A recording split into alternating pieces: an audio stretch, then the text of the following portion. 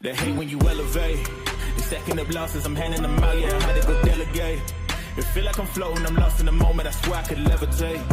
They never believed that I would really fly, I had to go demonstrate. I had to set them straight. They hate when you elevate, elevate, elevate. They hate when you elevate, elevate, elevate. Yeah, they hate when you elevate, elevate, elevate. They hate when you elevate, yeah. I had to elevate. I'm way too fly. Yeah, I'm feeling myself. Ain't no chance I'm coming down, no. Got a soul view to myself, yeah. Why would I give it up? Why do they wanna come take my place? I work too hard for it, don't need a replacement. This my vocation. Now I got rollies all in rotation. Hop on a jet just to take a vacation. Remember the moments was trapped in the basement. Now the hard work is all taking me places. Swatting all black like we trapped in the matrix. Bet on myself and go ball out in Vegas. Living a life like I'm rich and I'm famous. Don't see the grind that I know that it came with. Oh. I ain't make it this far for myself, yeah. I had to prove to everybody else. I had to set them straight. Yeah, I had to ball, so I had to renovate. I know they hate when you elevate. The second of losses, I'm handing them out. Yeah, I had to go delegate. It feel like I'm floating, I'm lost in the moment. I swear I could levitate. They never believed that I would really fly. I had to go demonstrate. I had to set them straight. They hate when you elevate, elevate, elevate. They hate when you elevate, elevate, elevate. Yeah, they hate when you elevate, elevate, elevate. They hate when you elevate, yeah. I had to elevate. Ooh, yeah. Why they wanna put me down? Good morning, people. Good morning, good morning, good morning. Salute to everybody in the building. We back at it. It is Tuesday News Day. We catch up. Time to catch up. We also got some things that we're walking forward into. And salute to yourself. You know what I mean? Salute to the boxing space. We are back at it again. So much to talk about, right? Crazy weekend. Not a crazy weekend. I always say that, right? It's not a crazy weekend, but we got some good boxing this weekend. We got to see a boxer in Richardson Hitchens show how to hit, not get hit, but at the same time deliver a great performance. Really showed out for the boxers, you know what I mean? And put a lot of perspective on the 140-pound weight class division. So we'll talk about that as well. Obviously, guys, salute to everybody who is in the building. Please remember to hit the like button, subscribe to the channel if you haven't done so. We got to talk about 140 pounds. We're going to dive a little bit today into Bill Haney's list a little bit. Bill Haney, you know, has been campaigning. He's been campaigning, running from platform to platform and, you know, promoting Devin Haney being Debo and trying to figure out what the next fight's going to be for Bill.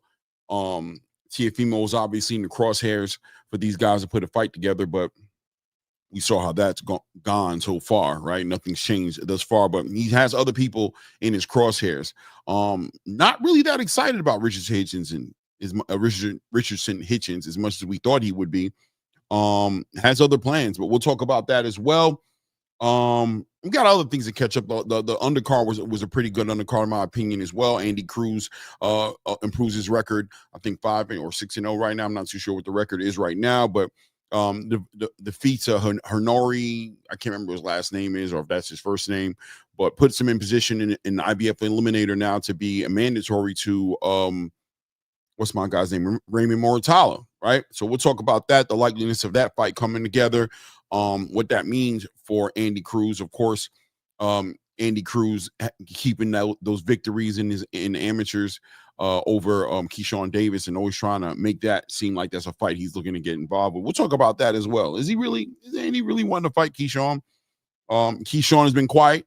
Right, he's been quiet as of late since that crazy weekend. We haven't heard anything from him. The closest we heard from him was his brother, Keon Davis, who communicated to the space some you know, apologies for that weekend's events. But Keyshawn Davis should be going up to 140.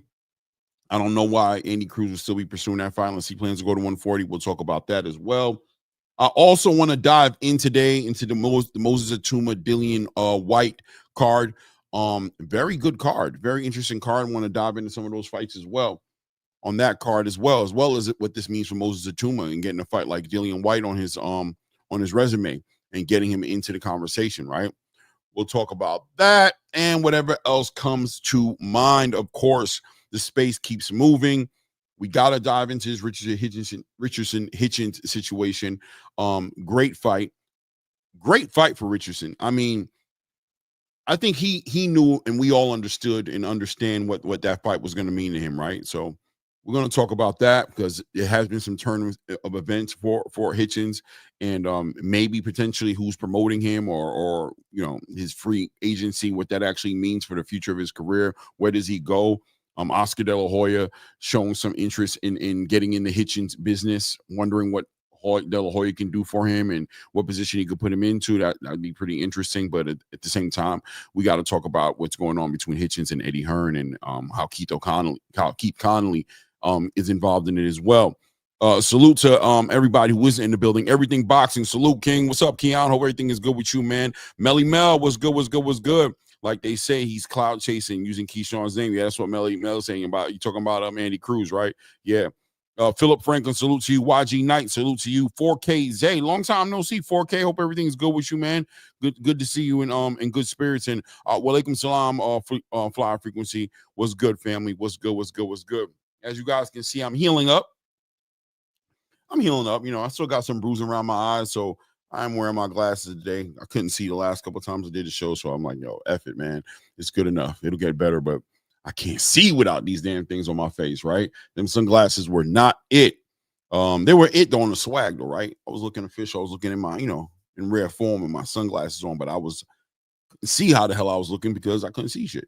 It is what it is. BBO Sports TV in the building. Salute, King. What's good with you, family? Hope everything is good with you, man. Hope everything is good with you. We are slowly but surely piling up into the building. You know what time it is. It's prime time in the daytime. Everybody's got all these content creation spaces they can build off of. So you're creeping, you get in where you fit in.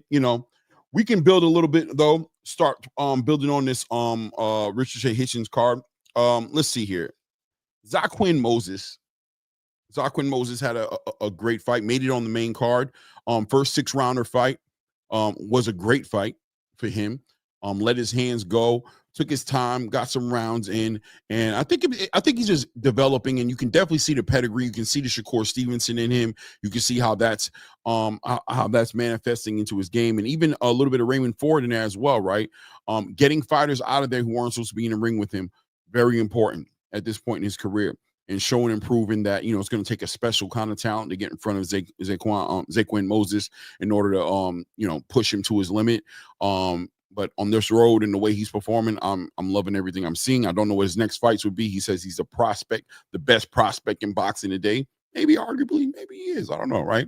I never really judged prospects like that until the end of the year. But he's on a great run right now, right? Eddie Hearn doing a good job keeping him busy and putting him on as many cards as he can possibly get him into, right? Salute Bullet Gibson in the building. Salute, family. Salute Bullet Gibson in the building, man. Long time no see, fam. Hope everything is good with you as well. And then we had Andy Cruz. The Andy Cruz fight was an interesting fight. Who is Andy Cruz fighting again? What's his name again? Let me not disrespect the guy, man. Let's I know it was Hironori or Hiroshino, or let's see here. Let's see. Who's you fighting, Andy? Hironori Mishiro, right? Salute to JR Spock in the building. What's good with you, King? Really a tailor-made fight, right? This guy had no head movement. Literally only moved his legs. Had pretty decent speed on his hands, but really defensively was just there to be punched on. And, I think that was tailor-made for Andy Cruz to get the performance he did and ultimately get a stoppage, being that this was also going to be an IBF eliminator fight as well. So this was an important fight for Andy Cruz. And if he's campaigning at damn near 30 years old to get into a title, this fight seems like it was a fight that sent him in the right direction, right? He got the victory. He got the stoppage. And he looked impressive. But, I mean, for me, I'll be honest with you guys, with a tailor-made fight in front of him like Hironori Mishiro, I mean, what kind of triangle theory are we really going to apply to this, where we see what Andy Cruz doing at the 135-pound division translating into him in front of the champions, right? Andy Cruz has always had that IQ and that pedigree and that Cuban amateur style that's kind of separated him from his peers as far as prospects was concerned, threw him in a conversation of being a contender very early, as early as possible when you look at his record. But ultimately, what competition has he really gotten into the ring with that gives you any idea that he's going to translate well in front of at the time, Keyshawn Davis, even though he's moving out the weight class, but even Shakur Stevenson and Gervonta Tank Davis. I mean, any kind of real puncher in the game. We're watching Andy Cruz slowly and surely evolve into this fighter who's bringing that amateur background into the space, but at the same exact time, we're seeing him implement and be evolved into a Bozy fighter, where he's sitting in the paint a little bit longer than we would probably think he should be in there. And I'm not sure if I'm seeing that power translate for Andy Cruz in that way to where that's where he should be. But look, Rome wasn't built in a night. Bozy is working with Andy Cruz. He is looking better. He looked better against Hironori Mishiro, able to get him out of there. But how does that look in front of the likes of, and yes, even a Raymond Moritala coming in there with a pedigree and with Robert Garcia behind him, training him? I can see them being prepared pretty well for Andy Cruz. And very similar, if you want me to give you a fight that I would cross it with, probably think about Virgil Ortiz and Madrimov a little bit, right? Madrimov brings that pedigree and that IQ. Granted, there's rumors is that Madrimov was dealing with some upper respiratory infection issues and probably lost his wind a little bit earlier than he normally could. But still, Virgil Ortiz was able to break him down, attack that body, take some of that movement away from him very early in the game, and turned it into a fight. And once that situation turned into a fight, we saw how that went. Same thing goes with Andy Cruz. As long as he can stay on his toes and he can stay mobile and he can stay using his athletic abilities, he's usually 2 or 3 steps ahead of where he's in the ring with. But a precisely executed game plan that executes on his body and tests and puts him in position to make it keep it a mid-range fight, you might see a different result with Andy Cruz. I'm still out when it comes to that. I'm still looking to see what Andy Cruz is going to bring to that table that's going to make that difference for me. I don't believe this fight with Hironori Mishiro was the one that's going to say that for me. But I'm still excited to see what he does with his career. He's a great boxer, right? He's a great boxer. But once he starts sitting up in that paint, I start to get a little nervous for him. I've seen him get clipped a couple of times, and it didn't look too good for him when that happened. But he always instinctively resorts back to his boxing, right? He resorts back to his movement. He takes that and he knows how to win rounds. So Andy Cruz, regardless, however you want to look at it, got to be excited to see him move in his career right now. Salute to Virgil Wimberly in the building. Addy has no power. Exactly, right? He said Abdi. I think you're saying Andy, right? I'm gonna assume that's Andy. Andy doesn't have the power. Yeah, man. I don't see the power for him, and I see the way he's fighting. And very similar to what I kind of saw with Stephen Fulton. I was out with Stephen Fulton a little bit, even though I like the way he looked in his last fight against Brandon Figueroa. I still don't like how comfortable he gets inside that mid range. I haven't seen that power translate, how I'd like to see it. I mean, I think we'll see, but he's got a fight lined up with O'Shaquie Foster. We'll see how that ends up turning out with a puncher like O'Shaquie Foster, how Stephen Fulton, elevates in that situation, right? Why you mad, Toya? Salute. How you doing, Queen? Oh yeah, Tank is back, right? Tank is back with Calvin. We're gonna talk about that as well for sure. It's a good look for Tank. I'm hoping Tank takes this very seriously, and it looks like he is working back with Calvin Ford. I hope that's what's about to happen. PBC is about to give us another great card. Yeah. Have they announced their date yet? I see they haven't announced the date yet. They always wait so long before they announce these dates. It's crazy. But I guess August 16th is still what's in the crosshairs of the PBC as far as that Lamont Roach and Tank Davis fight is concerned. I'm real excited to go see that fight as well and see if Lamont Roach really, is a special fighter the way he looked that night, or was that just a real off night for Tank Davis? We'll see what ends up happening there. I can tell you, me seeing Tank bringing in Calvin lets me know a little bit that not that he's concerned, but he's taking Lamont very seriously, clearly, right? Bullet Gibson says Andy got a good punch placement, but it's 15th when you got a guy, when a guy got good, get time with you. Yeah, 100%. Big Herm, no, he concerned. Big Herm says no, he concerned. Yeah. I mean, concerned is good, right? Concern also can translate into respect, right? Respect and concerned kind of go hand in hand, right? And there's nothing wrong with respecting the opponent in front of you. Being concerned lets me know that he's going to come on his A game, and he's not sleeping on Lamont Roach. You know, he's expecting the best Lamont Roach, even better version of Lamont Roach, probably than what he saw in the ring with him that night on that first fight that he arguably lost. So I think that's a good thing. You know what I mean? A dialed-in Tank Davis is great for boxing. You know, a Tank Davis who's taking his opponent seriously is great for boxing. We always can celebrate that. It smell like Roy Jones versus Tarver too. Ooh, I don't know. We'll see. It's all about Lamont, right? When it comes to that fight, it's all about Lamont Roach. And to be honest with you, I mean, it's about Tank as well, but it's also about Lamont because for a long time, we've been talking about Tank Davis, how great of a fighter he is, but he's gotten comfortable giving away rounds, and he's gotten comfortable with, you know, taking his time to process data and taking his fighters out in the latter rounds, right? With Lamont Roach, he got a taste of at first. He got a little bit of a taste of what we all questioned about how that was going to look in front of the elites, the Vasily Lomachenkos, the Shakur Stevensons, the fighters that are going to win those rounds. But are you guaranteed to knock them out? And if you're not guaranteed to stop them or knock them out, how is that going to look on the judges' cards, right?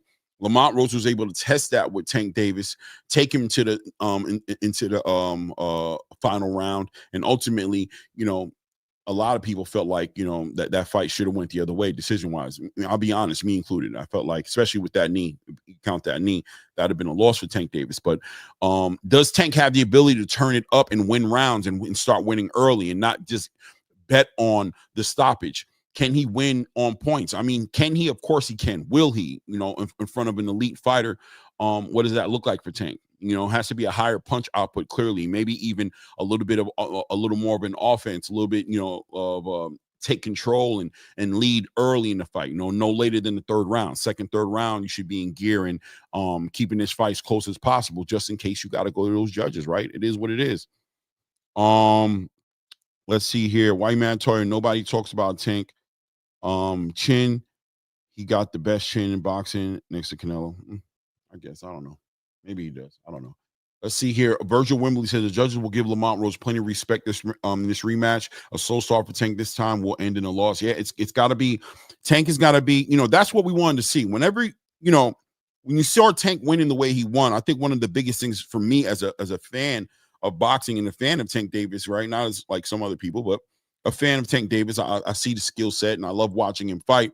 One of the biggest things was, all right, well, he must be clearly comfortable with the opponents he's getting in the ring with to be able to give away rounds the way he clearly did. You know, he gave away like solid 3 to 4 rounds before he actually started turning up. And you know, ultimately you saw what ends up happening. I've always said, even with the likes of a Deontay Wilder and other fighters who I've seen holes in their game, especially Deontay Wilder, when you ending fights, when you're stopping opponents, then it puts the rest of the fight into perspective. It makes it to where, although you have complaints or you want to, you know, criticize or scrutinize some things that you saw early in the fight, there's an argument there to say, well, he did that on purpose. And, you know, of course, you know, if he got there with the right opponent, he would fight differently. But we never seen him in there clearly with that right opponent because he never fought differently.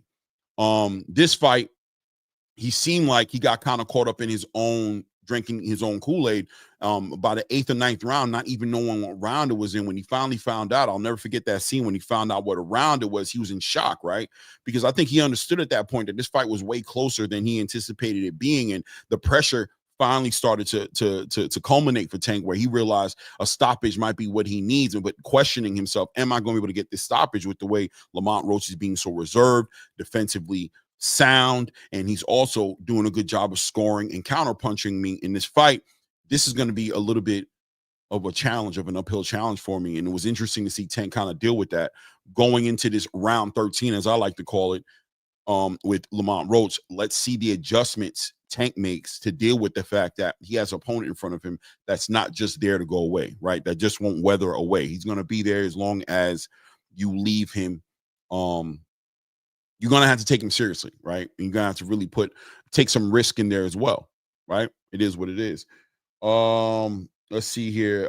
Devin on Chin Man. Why you mad? Toya says Roach stood right in front of him, flat-footed. We're going to take advantage of that this time. Yeah, well, I mean, look, one thing about it, why you mad, Tori, is let's go into it with two things, right? Maybe more than two, but two things at a minimum. Number one, Tank understood who Lamont Roach was. He knew Lamont Roach was going to stand in front of him because they shared so much time. They did time in the amateurs. They know each other. They're right there from the DMV. They're very, very, very aware of each other and what both bring to the table. He understood, and we talked about it even on the build-up to that fight, that Lamont Roach was going to stand there in front of him, was a flat-footed fighter. I thought that was going to be the end of Lamont Roach. I thought that was going to be the reason why I picked Tank Davis to stop Lamont Roach, because I knew he was going to approach it. I think what more so shocked the space about it was that Lamont Roach was able to stand there in front of him, but ultimately he was able to take a Tank punch. He got punched by Tank, but he also was able to slip a lot of shots which put him in position to counterpunch Tank a lot in that fight, right? Him not giving up his position by not jumping out of there or doing too much movement and being so caught up in Tank's offense allowed him to set up his own offense off of Tank's low punch output. So it's like I said, this is what it's all about. Calvin talked about this a long time ago. Somebody to push the button so we can see a wrinkle in Tank's game that we're not questioning whether he has it or not, right? Or maybe we are to a degree, but more importantly, we want to see it. And we haven't had to see it. If Tank doesn't have to show it, he won't show it. And, against Lamont Roach, clearly he's going to have to show it. That's a win for us, right? Bullet Gibson says if he can't knock Roach out, he might lose, honestly. I seen Hector Garcia stand in front of him and was winning the fight until he went blind. I agree with you, Bullet. Hector Garcia was performing decently in front of Tank. I started catching that shot that kind of made him lose his sight, whatever he was going through. Hector Garcia was in that fight. It's gonna be interesting, man. Lamont did hurt Tank in that last fight. Yeah. It is what it is. Ray Davis in the building. Salute, Ray Davis in the building. What's good, King? I see you, man. I'm gonna let you up in 2 seconds, bro. I got you. Why you mad? No, Roach took away his brick can. Go back and watch it. Every time Tank was about to throw the brick, Roach would counter it, beat him to the punch. Well, I mean, look, I think all those things are legitimate. Why you mad at Toya? I think all those things are legitimate. The big thing is going to be watching Tank make the adjustments to deal with that, because where we're looking at Tank make adjustments as well. I think what's going to be interesting to watch is, and taking into consideration right now, is that Lamont Roach is also going to make adjustments, right? He's going to make adjustments based on what his experience in the 12 rounds he had with Tank as well. So it's going to be two fighters who know each other even better than they already knew each other before. It's going to be a good fight. I'm still leaning towards Tank, though. I think Tank is going to take the win on this one. Will he stop him? I don't know. Actually looking forward to see Tank win a unanimous decision and dominate Lamont Roach, rather than just stop him. I'm actually looking forward to seeing something like that. I think that would be a better win when you look at what happened in the last fight. They shit on the fight, but Roach is a dangerous opponent. I got him beating Shakur and Keyshawn. Okay. All right. No doubt. So yeah, let's stay dialed in though, right? So Andy Cruz gets his victory, gets this victory, and now in the conversation of trying to get a title shot, but still keeping Keyshawn Davis, still poking at the bear when it comes to Keyshawn. Some people a little frustrated with it. I'm not as frustrated with it. I know they have a history, they have a history, and he's going to take his opportunity to throw those shots and throw jabs at Keyshawn Davis, somebody who had a lot of momentum behind him. Why wouldn't he? But at the same time, questions come to the game. How come Andy didn't pursue? Why didn't his team? Why wasn't the strategy to put Andy Cruz inside of that WBO structure, right? To get him closer to fighting Keyshawn Davis by becoming a mandatory the same way he's a mandatory right now for Raymond Mortala. One might argue that although maybe Andy Cruz is very confident about what that fight looks like for him, that his handlers, probably the Eddie Hearns of the game, are probably not as excited for Andy Cruz to get inside the ring with a Keyshawn Davis as much as the fan base, the boxing space, wants to see that fight get run back. So he ends up in the IBF, in the runnings for the IBF, and now he's a mandatory there. Raymond Mortala news is that he may not take that fight immediately, that he's going to be given grace to go ahead and fight another fight, that he doesn't have to fight his mandatory right now. There's still time. You know how the IBF is, very strict, but Raymond Mortala just being upgraded to a full champion on the back end of the news we got, last week or the week before last, as far as Vasily Lomachenko retiring officially from the game, elevates Raymond Mortala to a full champion. And now the games begin. 135-pound division continues to get more interesting, even more so on the back end of Keyshawn Davis now forfeiting his title on the weight scales and pretty much telling us that he plans on moving up to 140.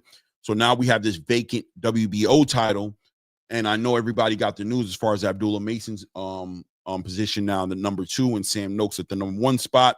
The fight that's been ordered now by the WBO is between Sam Noakes and Abdullah Mason, as I'm sure the WBO doesn't want their title just remaining vacant. They should be fighting for it. We'll see how those negotiations happen. There's a good chance, in my opinion, and an opportunity, if they can negotiate this quick enough, that we might be able to see Abdullah Mason versus Sam Noakes maybe on this Canelo Alvarez, Terrence Crawford card that's going to be on Netflix. Huge platform, huge stage, an opportunity for a fighter like Abdullah Mason to get a whole lot of fans, be shown on a huge stage in front of however 6 to 10 to 15, 20, 30 plus million viewers that are probably going to be watching that fight as on Netflix, and give Abdullah Mason an opportunity to give a great performance and ultimately push his market value through the roof, right? Huge opportunity there for Abdullah Mason if they can negotiate and put this into perspective quicker rather than later, sooner rather than later. We might see that come together as well. Turkey seems to be looking for that kind of fighter, right? He put out a list saying that he was interested in seeing Abdullah Mason fight on that card, right? Didn't say who you want to see him fight against, but I think naturally it would have to be Sam Noakes. An opportunity to have a championship fight on the undercard would be spectacular, right? Spectacular. Let's see here. Virgil Roach ain't beating Shakur. What does it say here? Why you mad, Toya? Andy looked good. He was patient. He was posed. He was poised. He was sharp. Yeah, Andy did look good. But like I said, the opponent he had in front of him was tailor made for him. So I question that. I mean, look, Andy, Andy's one of those fighters. Eye test wise, you'd like to think you know what you're looking at, right? When you see Andy Cruz, you'd like to think you know what you're looking at. He has such a high pedigree. Bozy, anybody who spars him or trains with him or watches him trains have the highest regard of respect for what he brings to the table, and they believe that he's going to shake the game up. So you got to take that into consideration. That holds weight. But at the end of the day, it's nothing like seeing it actually happen, right? You want to see him in the ring with that caliber of opponent. Until he gets in the ring with that kind of opponent, you just don't know you don't know for sure what you're looking at. I know the opponent that I saw him in the ring on Saturday, conveniently enough, was the right opponent to make Andy Cruz look good. The guy had no head movement, no movement above the waist. He had pretty quick hands, decent feet, but really couldn't get out the way of the right hand. If you literally paid him his biggest payday to get out the way of the right hand, that man just couldn't get out the way. Andy couldn't miss with that right hand if he tried. He could close his eyes or throw it and was just like going to hit him every single time. Is Andy Cruz going to expect that with the Raymond Mortala, with the Shakur Stevenson, with the Gervonta Tank Davis, with the Floyd Schofield Jr., with the Tevin Farmer, with the William Zepeda? I mean, with all the fighters that are there at 135 pounds, and Andy Cruz starts to get into those top 10 fighters, what is that going to look like? What does that translate like for Andy Cruz when he gets in the ring with those kind of fighters? We'll see. We'll see. I'll tell you this, though, something to keep your eyes on and your ears open to is hopefully Andy Cruz is honest with himself. Because these kind of fights, like what he just had right now with Hironori, is a kind of fight where a fighter can drink the Kool-Aid like the fans are. A lot of fans are drinking the Kool-Aid, and they believe this is the second coming of a Vasily Lomachenko, or, Andy Cruz has arrived. Finally, we want to see him stop people. Okay. Does Andy Cruz drink that Kool-Aid and become this fighter all of a sudden who thinks he can stop people, right? Does he drink his own Kool-Aid, or is he honest about what he brings to the table, and he's okay with stopping somebody when it's there, but can he read the room still well enough to adjust properly and know when it's time to box rather than just sit there and try to catch people with that brick hand? He drinks the Kool-Aid, he's probably going to get a rude awakening when he gets in the ring with, yes, even the likes of a Raymond Mortala. I don't know when Raymond Mortala became like this second-class citizen, this guy who couldn't fight or who couldn't box, but last time I checked, that man is a problem. And he has a great mind and a strategy driven coach in Robert Garcia behind him that's going to build off of off of what's in front of him. The same way we saw Rayo Venezuela adjust to get in the ring with the Cruz, or we watch Virgil Ortiz make his adjustments and fight an Israel Madrimov and dominate somebody who's an irky-jerky boxer by attacking him with the right game plan. He's able to do that. So Raymond Mortala is very capable of executing a game plan that Robert Garcia's put out there. And what does Andy Cruz do if he's sitting up in that mid-range too long with Raymond Mortala? If he gets baited into a fight, if he gets the ring cut off properly on him, all these different things that could happen, we still have to sit back and watch and see what happens with Andy Cruz. But that fight definitely made an argument. It seems like the fans are very excited about what they saw. They want to see Andy Cruz box, must-see boxing. It makes sense. Will Raymond Mortala take this fight next, or will he take his opportunity to go ahead and get that freebie that the IBF seems to be throwing him, saying that the pressure's not there for him to fight Andy Cruz next, even though Andy Cruz is the mandatory. We'll see what Raymond Mortala decides to do and how he decides to carry it, right? Kai Fly says, I agree. Underwhelming last performance. Technically, Mortala is still a problem for anybody. 100%. 100%. Especially a motivated, mentally strong, a mentally motivated, dialed-in fighter like a Raymond Mortala. Sometimes it's just not there, right? They've been fighting contenders and trying to get to a certain point for so long. Well, what's on the back end of a victory with Raymond Mortala over an Andy Cruz? Well, Tank Davis, Shakur Stevenson, big fights, big paydays, potentially even getting in a conversation of a Turkey Al-Sheikh, right? So there's motivation there for Raymond Mortala to be the best version of himself possible when he gets in the ring with an Andy Cruz. And Andy Cruz, of course, he has his motivations as well. So, yeah, man, great fight. When they're able to put it together, we'll see what they decide to do, man. What they decide to do. But that's the news on Andy Cruz. Moving forward into Richardson Hitchens. Richardson Hitchens, man, listen, man, there's two different conversations we have on Hitchens. We'll talk about his decisions on what he's going to do with his promotional situation as far as with Eddie Hearn and that as well. We're going to dive into that. But also, we can give Richardson Hitchens his flowers, right? He deserves his flowers, man, because the build up to that fight was intense, especially on that weigh-in and that last press conference that they had. It became a very personal thing between Hitchens and Kambosos. And I think when you rewind back in time and you look at when that fight was first announced, not a lot of people were very excited about it, right? Because everybody there was a story there where Subriel Matias had just won an IBF eliminator and put himself in a position to fight Hitchens. And we know that Hitchens was having a lot of problems dealing with that weight rehydration clause. We knew that he just didn't seem like the most confident version of himself. And the Kambosos fight almost seemed like a cherry pick. But Kambosos still at the same time came with that resume as far as the fighters that he fought. And it gave Hitchens an opportunity to beat an opponent who shared the ring with a Vasily Lomachenko, who shared the ring with a Devin Haney, who shared the ring with a Teofimo Lopez. He was able to defeat Teofimo Lopez to become a unified champion in his own right. So Hitchens, who's currently, conveniently enough, campaigning to unify with a Teofimo Lopez, or at one point was trying to get a fight with with Devin Haney when Haney was holding that WBC title. This gave him an opportunity to get into those conversations, because one thing Hitchens didn't have was he didn't have that marketing strategy built around him. He just wasn't built up yet. Even though he's from the same cloth and the same class as a lot of these fighters, he wasn't going to get that kind of respect because he didn't have those standout performances. But Hitchens always had same thing I said about Andy Cruz. He always had that eye test thing going on with him, where you knew there was skills there, but at the same time, ever since that Gustavo Lemos fight, which was his first opportunity, really, in my opinion, to really show out in front of an opponent that was game and undefeated, he looked super regular. Matter of fact, not only did he look super regular, but a lot of people thought he lost that fight, right? And he blamed it on a couple of different factors, but the main thing Hitchens talked about was that rehydration clause, saying that it sapped a lot of energy from him, and he had to tap into getting and hiring a nutritionist to make sure he was cutting that weight the right way. And then his next fight he had, and which was interesting enough because that was an IBF eliminator fight that he fought with Gustavo Lemos, but he seemed to shy away from the idea of potentially fighting a Subriel Matias, who was a current champion at that time. But look, things happen. Liam Paro got that fight with Subriel Matias.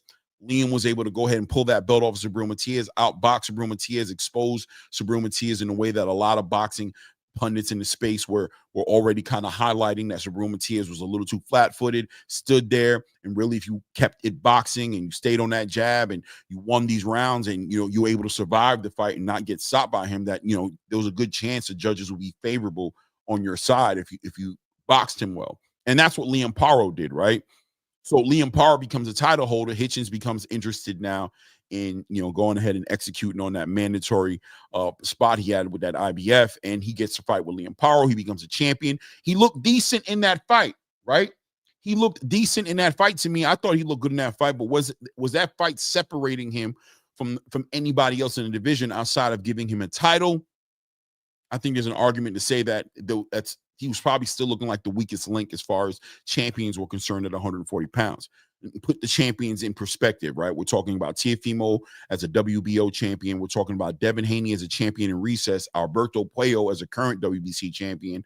At the time, either Rayo Venezuela or between Rayo Venezuela and Gary Antoine Russell for the WBA title, those fighters, maybe Rayo was looking like somewhat of the weakest link. And of course, who else is holding the title that I'm missing? WBC, WBA, WBO, and then Richardson Hitchens as the IBF champion. He looked like the weakest champion to a certain degree. So, and then by Jeron Ennis getting that eliminator and then him not taking that fight and choosing to go a different direction. And at first he was chasing Teofimo, but Teofimo got with the whole entire Arnold Barboza, Turkey Al-Sheikh. We know how that whole situation worked out.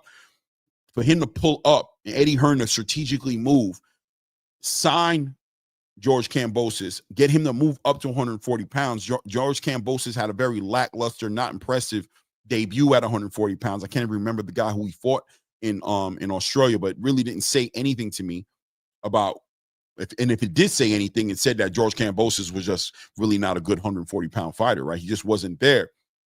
But able to maneuver the politics of the sport. We know how it is. Somehow George Kambosos ends up ranked very high in the IBF rankings, and this fight gets lined up between Richardson Hitchens and George Kambosos.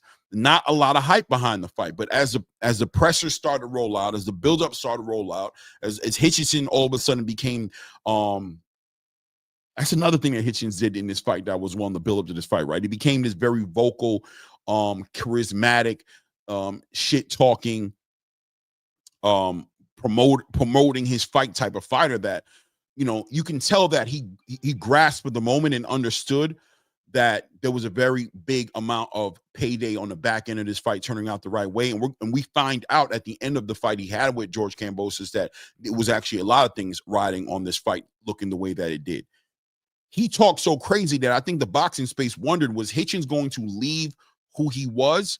Was he going to become like this puncher, flat-footed, coming forward, walk down the smaller fighter in George Kambosos and get him out of there? Or was he going to be this disciplined fighter that we've been accustomed to seeing him being? Somebody who stays on his jab, uses his movement, and boxes, right? Hit, don't get hit, right? Was he going to do that? Which is, I knew in my mind was going to be a key to his victory. And I was nervous about him showing us this new wrinkle to his game. What is this? You're going to knock him out. You're calling it out. You're definitely going to knock him out. Well, all right. Well, I mean, I'm interested in seeing it, but is that going to translate well? In the ninth inning, how did that line I love for Mike Tyson, make sure you leave the dance with who brought you to the dance, or make sure you leave the party with who brought you to the dance. I was like, damn, in the ninth innings, Hitchens going to change his game plan. This might be his undoing. He might be derailed by somebody like a George Kambosos, who he's not great in anything specifically, but listen, sound enough, pressure fighter who would love for Hitchinson to sit there and press him and make it a little easier for him to make this a mid-range fight, which is what George Kambosos was going to want. He needs this to be a mid-range fight.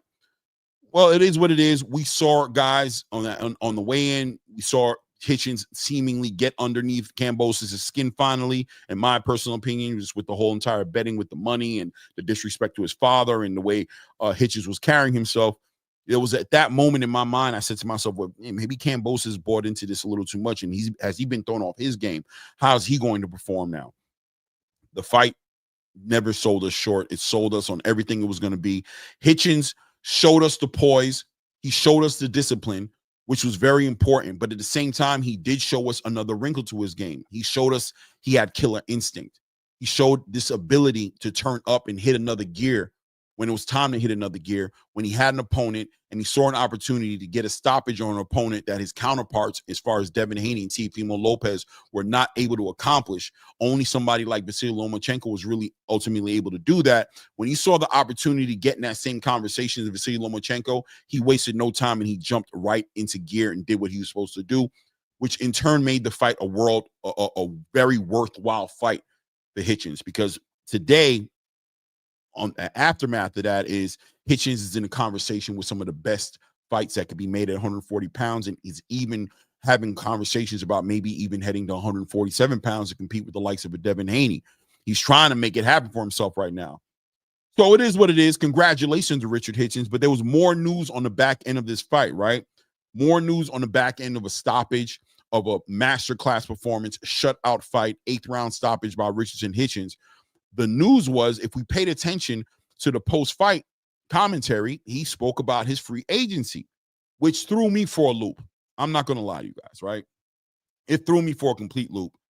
The free agency threw me for a loop because at the end of the day, I didn't see it coming. If we watch the build up to the fight, Hitchens spared no expense on celebrating Eddie Hearn for the amount of change and amount of improvement Eddie Hearn brought to Hitchenson's career. That before Eddie Hearn's, Hitchenson's biggest payday was about $50,000 under the Mayweather Promotions, and his business was just completely not working for him. And Eddie Hearn was able to keep him busy, give him headline fights, and ultimately bring him George Kambosos and bring him a title and bring him his highest paydays, as Hitchens said, now getting paid 7 figures to fight.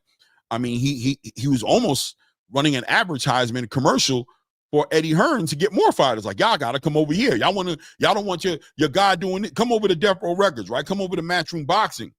So to watch Hitchens speak, he was just celebrating the idea that now he's a free agent.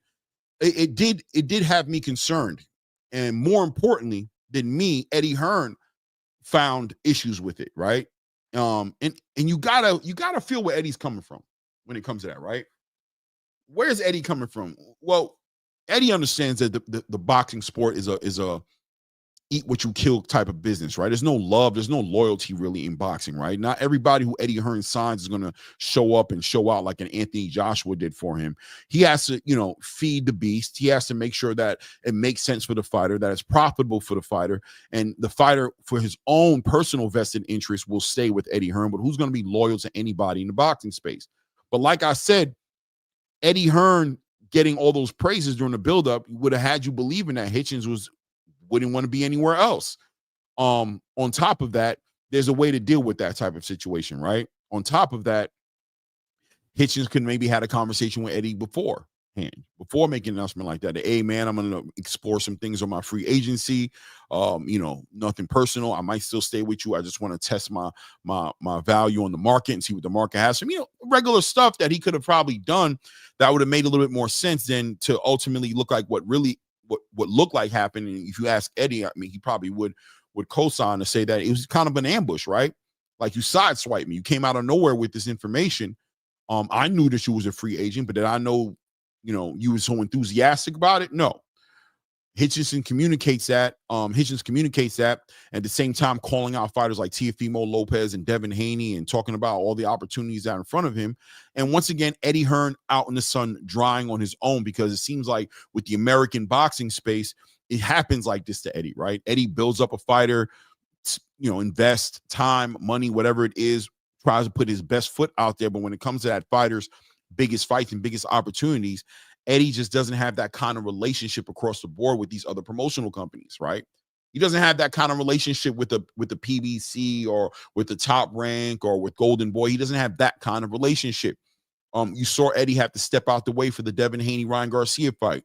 We saw Eddie Hearn had to step out the way of the Devin Haney and the George Kambosos fights and the Vasily Lomachenko fight. We've seen Eddie Hearn, and he did get Edgar Berlanga to the big show, but ultimately we saw how Edgar Berlanga moved as well. With that,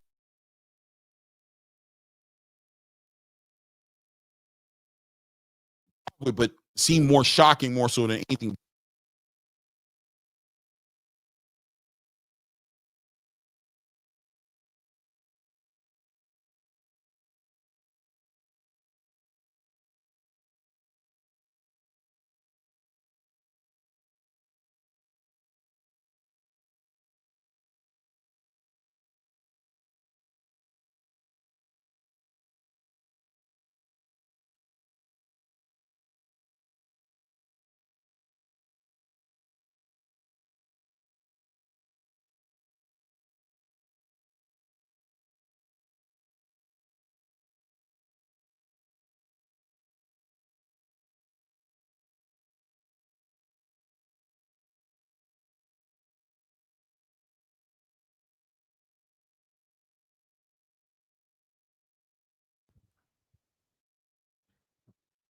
Check. Mic check.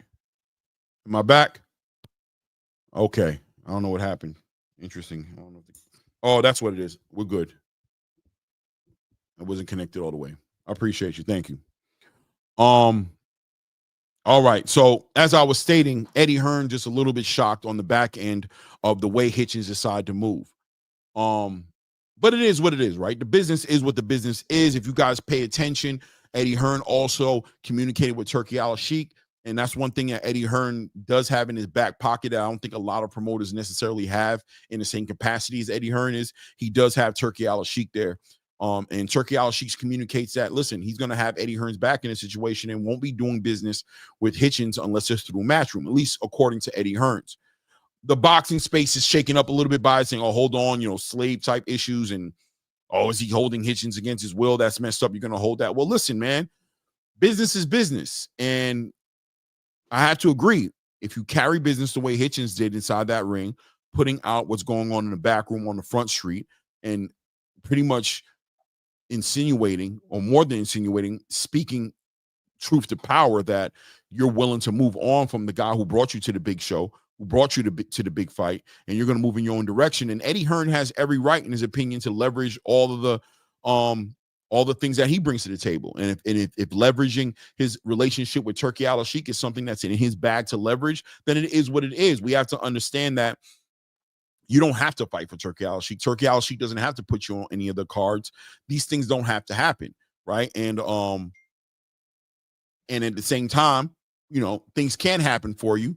This is part of things can happen for you if you make the right decision. So Eddie leveraging what he brings to the table, Keith Connolly leveraging what he brings to the table for a Richardson Hitchens, and it'll be up to Hitchens to weigh it all out, his options, and move accordingly with what's going to be best suited for him, what's going to be best for his future and his financial situation.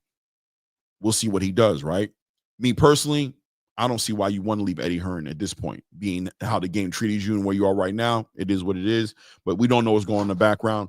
Maybe it was some sort of slave contract or deal that was screwed. I don't know, right? It doesn't seem like that's what it is, right? It is what it is. Something wrong, man. Let me see the mic back. Thank you, Ross Scott. Salute Ross Scott. Thomas Hill in the building. Salute you, Thomas. Before Tang. Okay. There we go. All right. Make sure you guys are hitting the like button and subscribe to the channel. If you haven't taken the opportunity, go ahead and do that as well. So we'll see what Hitchens does.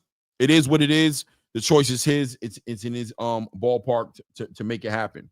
I'm gonna actually go ahead and bring up the co-host because I want to talk about some other things as well. But I'm gonna break down the weekend right quick. Salute, Ray Davis. What's good with you, King? What up, yo? We are in the building. How you feeling, man? I know you had that long shift that night. You got your energy back. You got, what I'm saying? Yeah, man. Listen, I needed that, man. They put me in a bad area of the department last night. So, and I'm training somebody. Man, crazy work. But anyway, let's get on to business.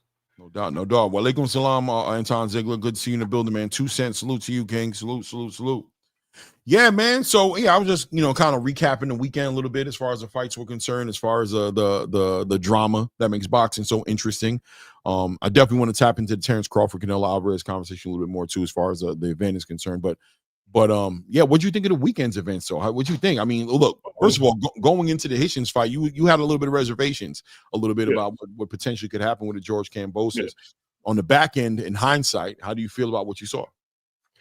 Listen, man. I always point the finger at what I want to see. We talked about this behind the scenes. Obviously, I'm gonna put out there what I feel.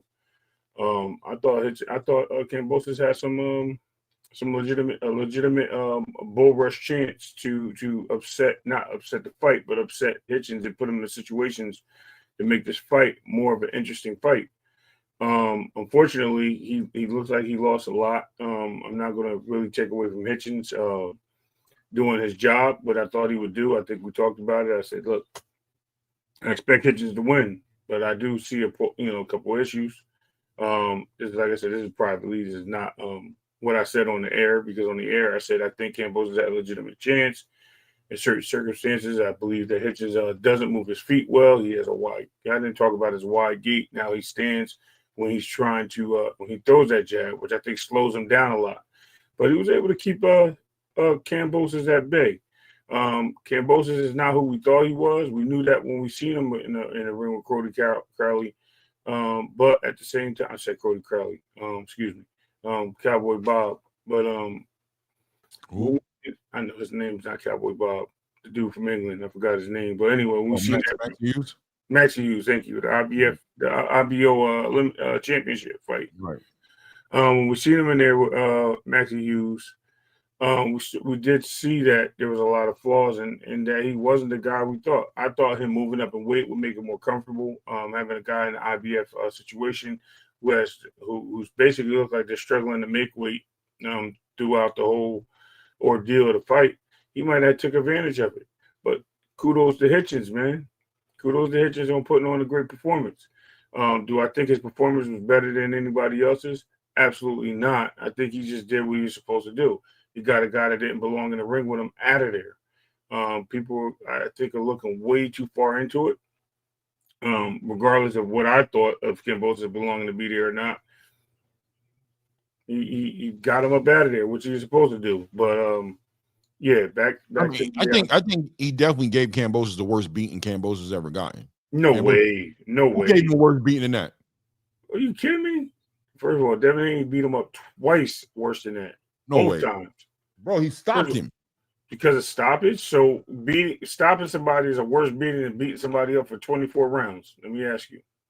Brother, he beat that man in submission. He beat him into the body and made him give up. He made him not be able to continue. That's a beating. So did Loma. I mean, Loma stopped. I think we're confusing the excitement of what happened in the fight to somebody who already got their head beat in 20 times. No excuses again. And somebody who they said they weren't, right? So I believe I think Hitchens gave him a good beating, but I don't think he gave him the worst beating. I think what Devin did to him literally changed his career, bro. He wasn't the same fighter since then.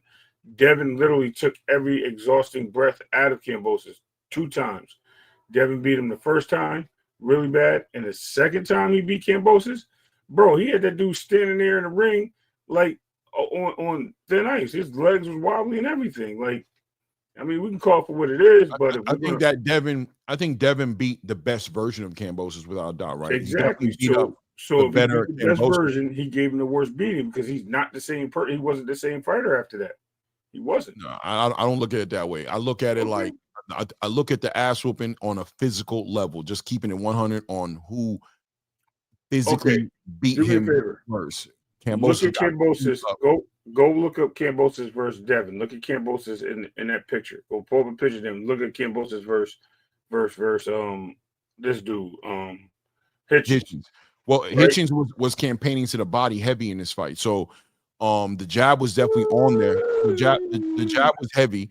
The jab was definitely a big part of this fight, but the damage was more interior with George Kambosos in this fight. It was he beat him into physical submission. I don't know. To me, when you look at all the fighters who fought against George Kambosos, from Vasily Lomachenko, Devin Haney, Teofimo Lopez, those significant fights.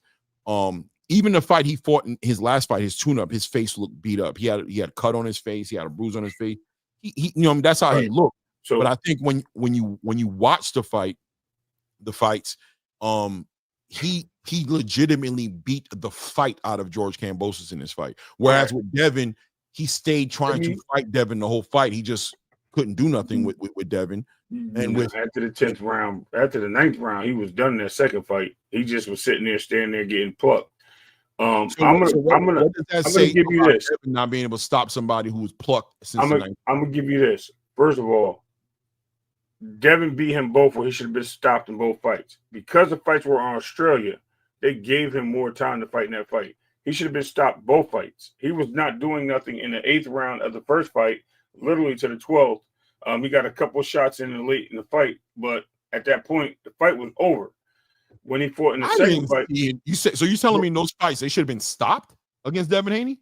Both fights, he should have been stopped. If I'm crazy, I mean, we can ask. I'm wilding, okay. So if I'm wilding, I'm wilding. Tell me where he didn't look like he should have been stopped. I'm telling you, he didn't, because he was fighting. He was in a fight. Okay, I 100% disagree with that. Those fights should have not been stopped. So in the second fight, he definitely should have been stopped.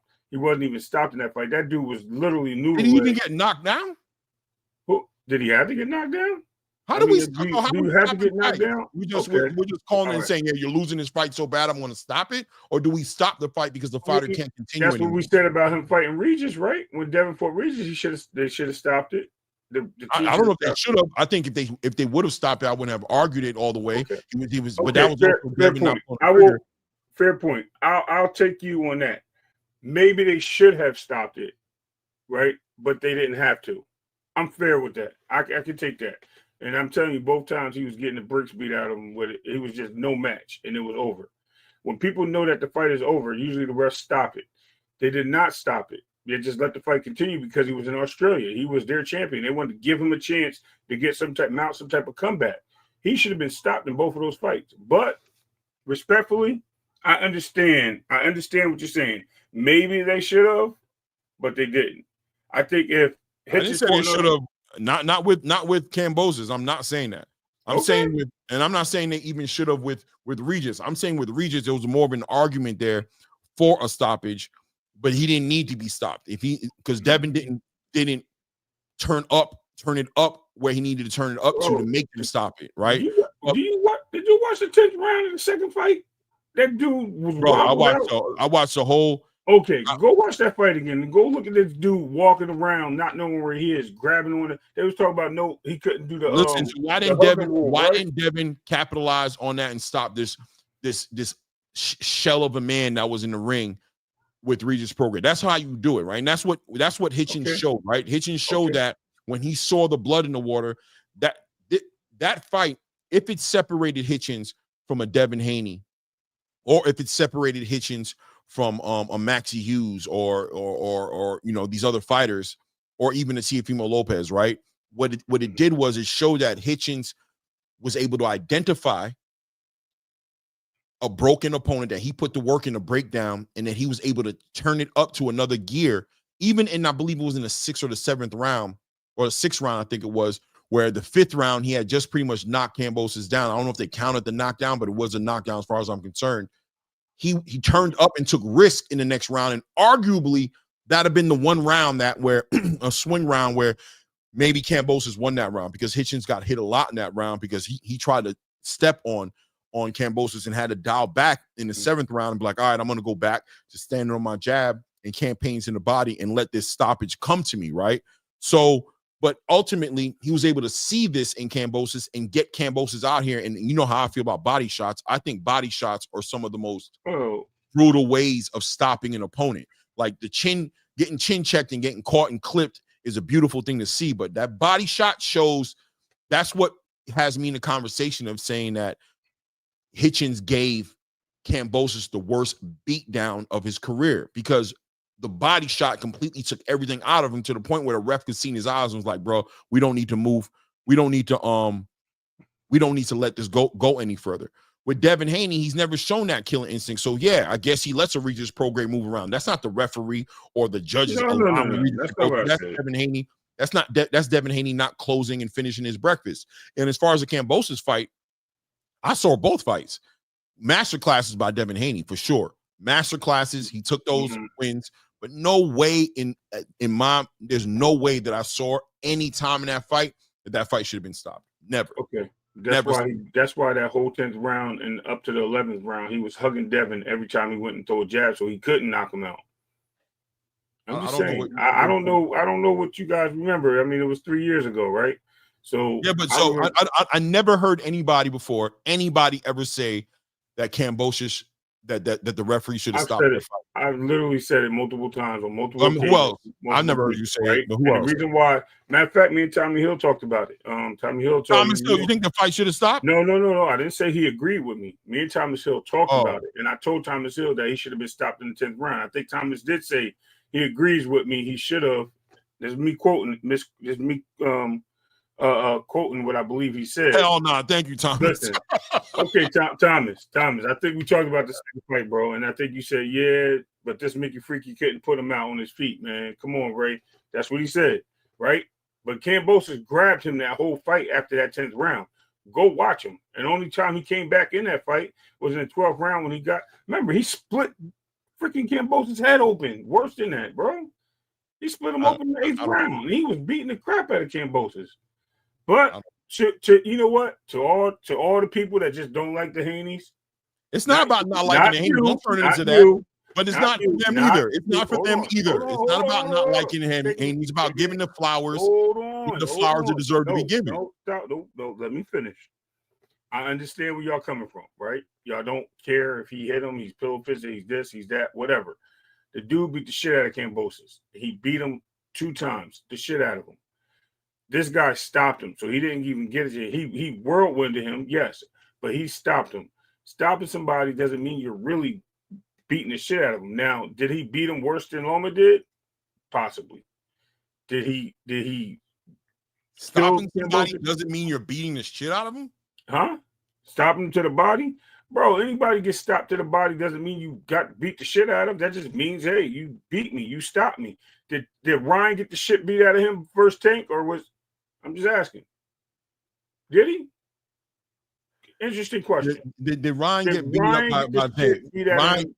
Ryan did get beat up by Tank, in my opinion, but did he get the shit? No, the question is, did he get the shit beat out of him versus Tank?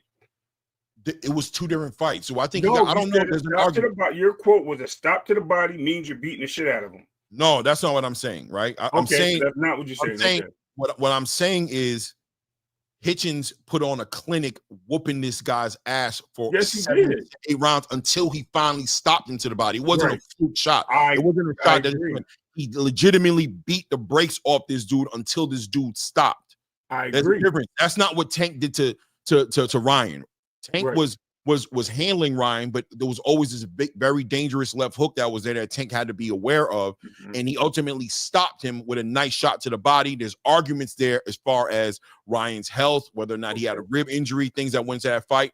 They don't matter, right? That doesn't turn it into, that's not the same fight, right? So that body shot stoppage isn't the same thing as what we saw Hitchins do to Kambosos, right? So it solely on the back end of a body shot, does that mean he got the shit beat out of him? No.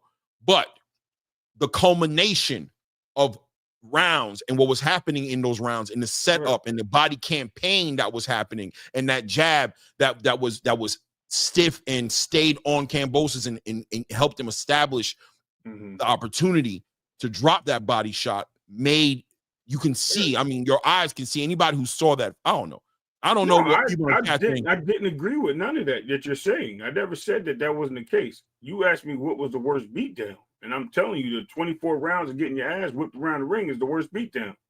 I gave my reasons for it. I mean, my reasons is my opinions. I mean, it is what it is. But I seen some things in that fight that I could tell you clearly that he should have been stopped in that fight, especially the second one. He literally stopped punching, bro, for like 2 rounds. But so hold on. So you're saying, I just want to be clear. Just be clear. The referee, you saw things happening between that Devin Haney. I didn't see it. No, many people seen it. No, what I'm talking about what you saw though, because I'm telling you, a lot of people. I seen the referee not stop that fight twice. So I'm asking what you saw, right? Clearly, the referee should have stepped in there and stopped the fight and let Devin Haney get a stoppage in that fight against Kambosos. I think so. Okay. That's my opinion. I seen it. I thought it was unsafe for him, but at the same time, in all due respect, the dude was fighting at home. He was hugging. Remember that WBC rule came into play, no hugging rule, and they still let it happen. Virgil later, Roger. Virgil later. We'll talk about later. We'll get up here, Virgil Wembley. I know how we got things to talk about outside of that, but it did throw me a little bit. But I there's a part of me that feels like I respect what you're saying as far as your opinion and everything like that, but there's a part of me that feels like Hitchens, there's flowers that he deserves to get that he's not getting in a comment like that. But it is what it is, right? Hitchens gets the stoppage. On the back end of the stoppage, now he's calling out the likes of Teofimo Lopez, and really Devin Haney was really the call out that really I thought the call out was different, disrespectful call out, which I thought was now that's where I wanted to get into the whole conversation. One, I still think he's the broke man, Devin Haney. His footwork is not there. He does have it. He has a nice jab. His crisp, is sharp. It's got some power pop behind it. I will give him that. But let me tell you this. Kambosos, to me, had a guy right there in front of him in that ring, and they were looking to make this unification fight with him. You can see it. All the eyes are shining on it. All the lights is on it. And the guy decides that he's going to call out Devin Haney. Not only did he call out the guy in the division that's been his mandatory, and the guy he was the mandatory for, and the guy that's literally been calling him out in every single name and getting pushed aside for everybody else, and Subriel Matias. Not only did he call out the guy that was standing in the ring next to him that literally said, I want to fight next right away. No, he reaches into the camera. He digs deep. And he calls out Devin Haney, which is okay with me. I think it is what it is. I mean, it'll be a great fight. Either one of those fights are a great fight. Winner take all. It is what it is. But I think that was kind of crazy that you really disrespected Tio to a point, to disrespect Devin. You disrespected Matias on multiple occasions just to say that you wanted to fight Devin. Crazy work. Y'all can call it as it is. You know what I mean? Have at it. Yeah, I think it is what it is, man. I think that listen, I think there's multiple things going into this fight that to me didn't shock me at all, right? Number one, I'm very convinced that Richardson Hitchens at 140 pounds, I think it's a struggle for him to make that weight. I don't think it's a bad struggle to where he can't do it, but I think it's a mission. I think it's a lifestyle, it's a discipline. It's something that he has to do in order to make that weight, not only make the weight, but make it in a way that he doesn't deplete himself. Hence him hiring a nutritionist. He's always communicated issues with that 10-pound rehydration clause, which I thought was just a surface level complaint. It wasn't a complaint about a rehydration clause. To me, it was a complaint about the 140-pound weight class division, period. And the 10-pound rehydration clause just compounded the issues he was going through. He built up the division. He's like, well, he's not the division. He built himself up in the division, and he wants to take advantage of what he's built, right? In other words, if I can unify, very similar to what we saw happen with Jeron Ennis, if I can unify, I want to take advantage of that. But if there's no unifications in the crosshairs for me sitting here doing this rehydration clause, cutting this weight, paying this nutritionist, which is another thing we'll talk about, because I think Hitchens is very money conscious. He even talks about how he almost walked away from certain opportunities and certain promotional opportunities because he was concerned about keeping as much money in his pocket as he could. I understand how that goes sometimes, but I know him spending extra money on a nutritionist. I wouldn't be shocked at all if he goes to 147 pounds and ditches the nutritionist, right? That's just money going out of his pocket as far as he's concerned. So if it doesn't make dollars and doesn't make sense, he doesn't want to stay in that division. So if it's not going to be Teofimo Lopez, and you're watching how Teofimo Lopez is carrying it right now, he's showing very little interest at fighting at 140 pounds. He's trying to leverage and do catch weight fights and get into fights with people at 147 pounds or even 154 pounds with his Terrence Crawford. Yeah, we can campaign and try to make that fight happen with Teofimo, but we don't know where Teofimo's mind is at. Now we have a little bit of energy going on between me and Bill Haney. And I'm throwing shots at his son, and Bill is always there. And Bill's also been at the pressers. He's here at the fight. So ultimately, if you're trying to get into a conversation of fighting with a Turki Al-Sheikh, do you go ahead and campaign and promote to fight Teofimo Lopez, somebody who arguably is on the outs with Turki Al-Sheikh right now? Or do you take the fight or push for a fight to happen with Turki Al-Sheikh's one of his main guys in Devin Haney, knowing that Devin Haney right now, this moment, is looking for a fight? He just had a fight shot down by Teofimo Lopez. The opportunity is there for me to go up to a division where I kind of already know I'm heading anyway. Like he said in an interview, I'll be there sooner rather than later. He's just trying to, build up his value right now and get significant fights at 140 that will help his brand out. But if they're not significant fights, he's really probably not that interested in staying at 140 pounds. So Subriel Matias, yeah, that's a fight fans would like to see because they believe that Subriel's going to beat him and that Subriel's like, the boogeyman. But at the same time, from Hitchens' point of view, there's nothing in that fight for me. Fans can say whatever they want to say. There's no value in it. It's not a pay-per-view fight. I didn't do this work. I just did to share opponents with Devin Haney and Teofimo Lopez. Stop these guys where these guys weren't able to do it, to go, in my opinion, backwards to fight Subriel Matias, who's about to go fight Alberto Puello for a WBC title. He's not even free to make a contract with. No, I'm going to carry this momentum into my biggest paydays. And my biggest paydays is either with Devin Haney or Teofimo Lopez. And more so Devin Haney, because Teofimo Lopez is just unstable. Like, you just don't know what the hell this guy is doing. You just don't know what's going on with this guy. You know what I mean? So disrespectful to Tio? Hell no. And a matter of fact, Tio was clout chasing, in my opinion, even walking in the ring. Like, sit your tail down outside the ring. Here you go, coming into the ring. I mean, I don't know if it was a setup all the way, because if it was really a setup, I think, if it was a setup, it was a setup that Hitchens wasn't aware of, because he didn't even think about Tio. Right? He was thinking about something completely outside of the realm of Teofimo Lopez. But that being said, Devin Haney, Teofimo Lopez on the table, whatever it may be. Hitchens did something real interesting in that post fight, right? So he speaks about, he gives thanks to God, all the people who supported him, you know what I mean? Letting the world know he's been told you guys this is the level he's on. He's a high level fighter. There's levels of this game. He's in the same conversation. He's cut from the same cloth, the Devin Haney's, the Teofimo Lopez's, or all these different fighters that are out there that he was never in the same conversation with. He had his "I told you so" moment. I told you I'm part of those conversations, and I need to be in front of these fighters. But he also said something interesting, didn't he? He referenced his free agency. He said, listen, this is even greater news because I'm also a free agent right now. This caught Eddie Hearn off guard, right? Eddie Hearn's like, so I'll leave it right there and send it back to you and say, when you heard that, immediately, where did your mind go as you watch that happen?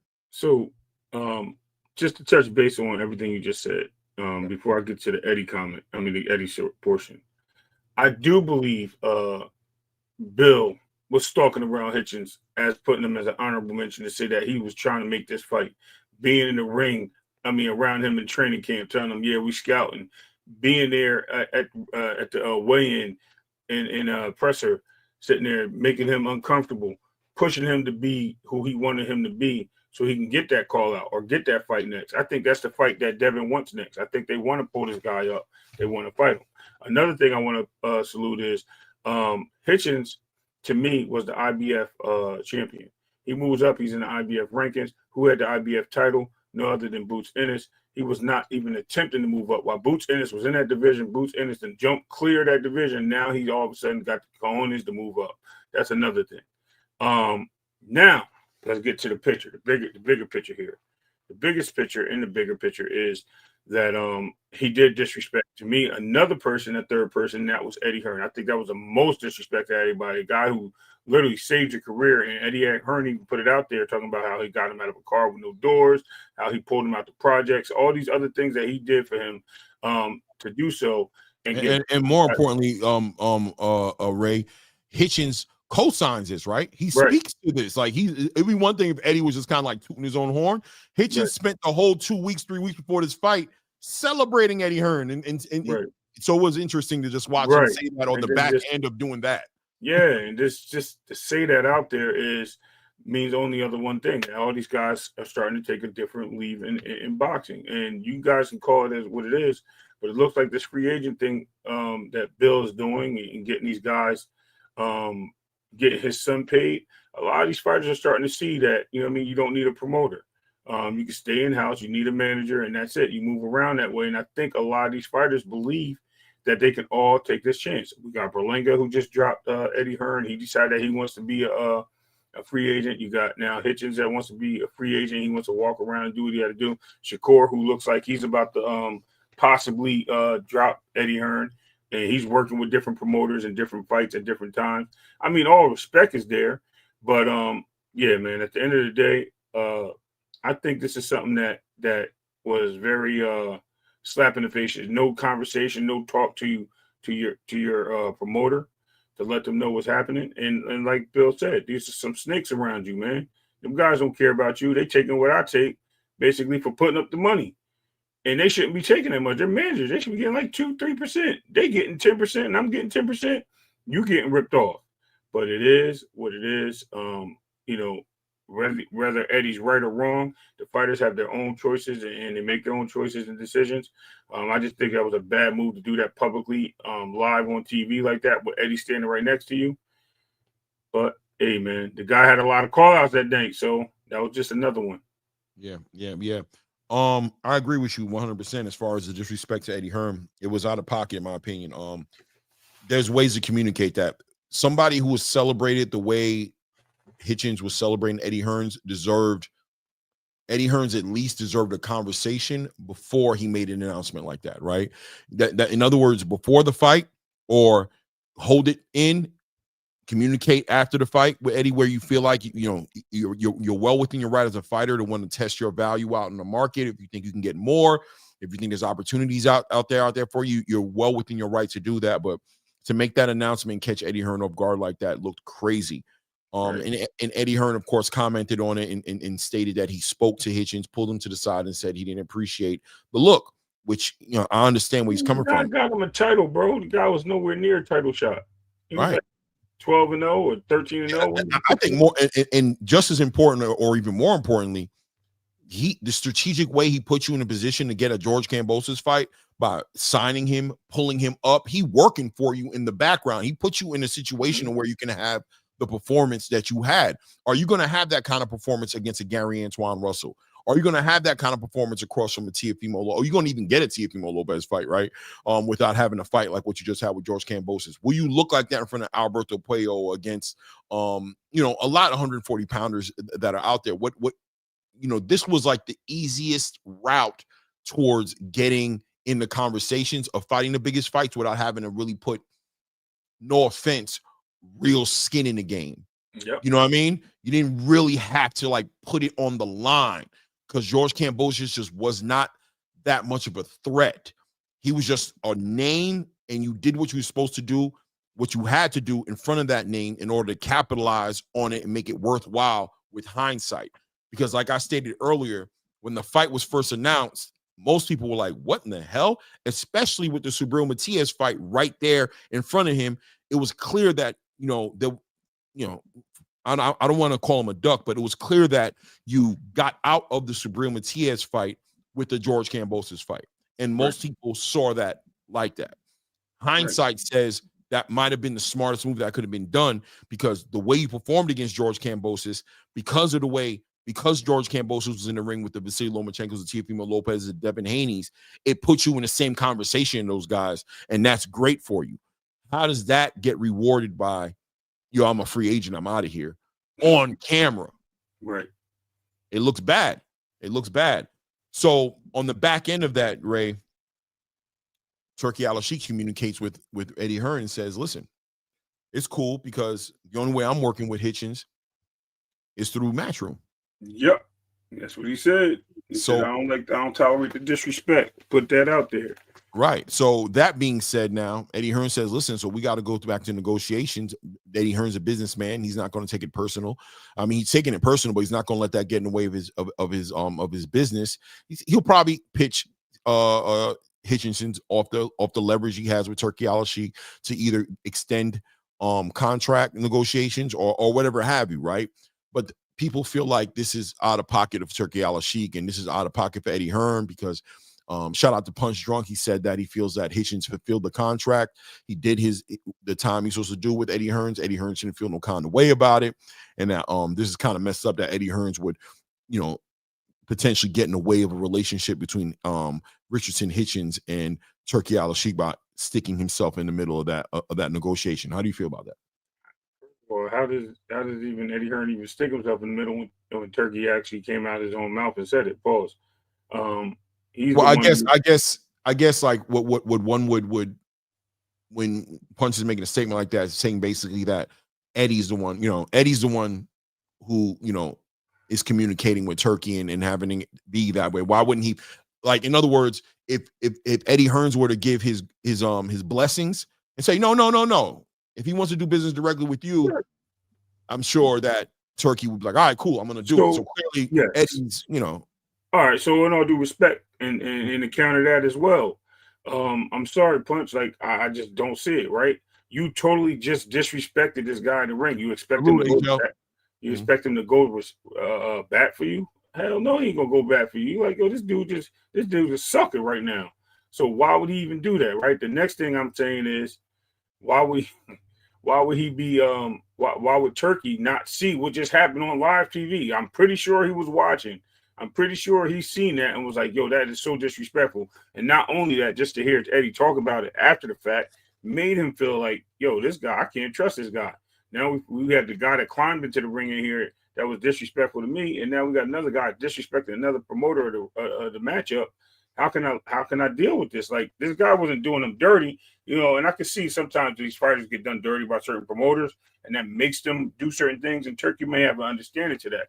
But to sit there and say, oh, well, I'm going to take the side of Eddie Hearn because he was a little birdie in my ear, I doubt it. I doubt that even happened. I just think the whole world's seen it. We didn't talk to Eddie Hearn. We feel the same way. So why wouldn't Turkey? I just think too many people are definitely reaching for the certain things. I don't think that that is necessarily black and white as far as did Eddie Hearn purposefully move and use his leverage to deal with this? Yes, I feel so, because he's a businessman. I think people who don't acknowledge that in the spirit of business, this makes sense for Eddie Hearn. Listen, you invest so much time and money into a product. You don't do that just to watch that product walk away and go make somebody else a bunch of money. This is recoup time for Eddie Hearn. This is get my money back, get my hard work back, right? Everything I put in, this is an opportunity for me to get it back, because now I can take this fighter who I built from nothing into what it is right now, and I can actually put him in some of the biggest fights that the game has to offer, and I can make myself paydays. I can get the recognition for my brand. This is a big deal for Eddie Hearn. Anybody who's developing a fighter should be able to relate, or anybody who's developing any kind of product in their life. You sit there and you work on the patents to a great idea that you're inventing, and you bring somebody on board, you know what I'm saying, and you fund them, and they help you build this patent up, and then all of a sudden they want to take the product and go somewhere else with it. You would feel like, damn, you know what I mean? Like, if it wasn't for me investing in you and promoting you and marketing you and putting all this money behind you and giving you these big stages to perform on, you wouldn't even have none of this. And now you want to take this finished product and you want to take it and go bring it to somebody like an Oscar De La Hoya or PBC or somebody else who's just going to sit there now and recoup all the profits, put no skin in the game as far as but it's not about bitterness, it's about business, right? It's about that's we're not in the business of putting in that kind of work without recouping what we put in there. I agree. Eddie, I understand. You understand what I'm saying? Eddie, you're not going to last long that way, right? So Eddie has every right to be like, well, all right, well, everybody's leveraging, right? Hitchins, you are leveraging who you are now today. Yesterday's price ain't today's price. You're calling out Teofimo. You're calling out Devin Haney. You got Keith Connolly standing right next to you who's backing your play, and he has these relationships where he can put some of these fights together. I just recently went through this with Edgar Berlanga and Keith Connolly, right? I've gone through this in the past with Devin Haney to a degree. I've gone through this with Canelo Alvarez, right, to a degree. I know this play. I understand this game. And, okay, that's cool, but I happen to have one wild card in my back pocket. And that one wild card is that your biggest paydays are probably going to be with Turki Al-Sheikh in order to put these fights together. And he's in my back pocket because I've done so much good business with this man. He's going to potentially have my back. And, well, I get a phone call, Turkey saying, man, I saw that, diabolical, crazy. Turkey says, I got your back, bro. We ain't going to do business with the homie unless homie's doing the business through you. And that you're sitting here mediating the deal. That's well within Eddie Hearn's right to leverage that because it's business. Right. Why is that such a horrible thing? So if that was what you meant, yes. I was on the other end of you saying that he went squealing and crying to Turkey. But okay, now that I got it clear and understanding of what you're saying, absolutely agree with that. I definitely think he made a play into some conversation at some point to Turkey. But I thought it was more like, with Turkey calling him in, like, yo, what the hell was that? Yeah, I could see that happening.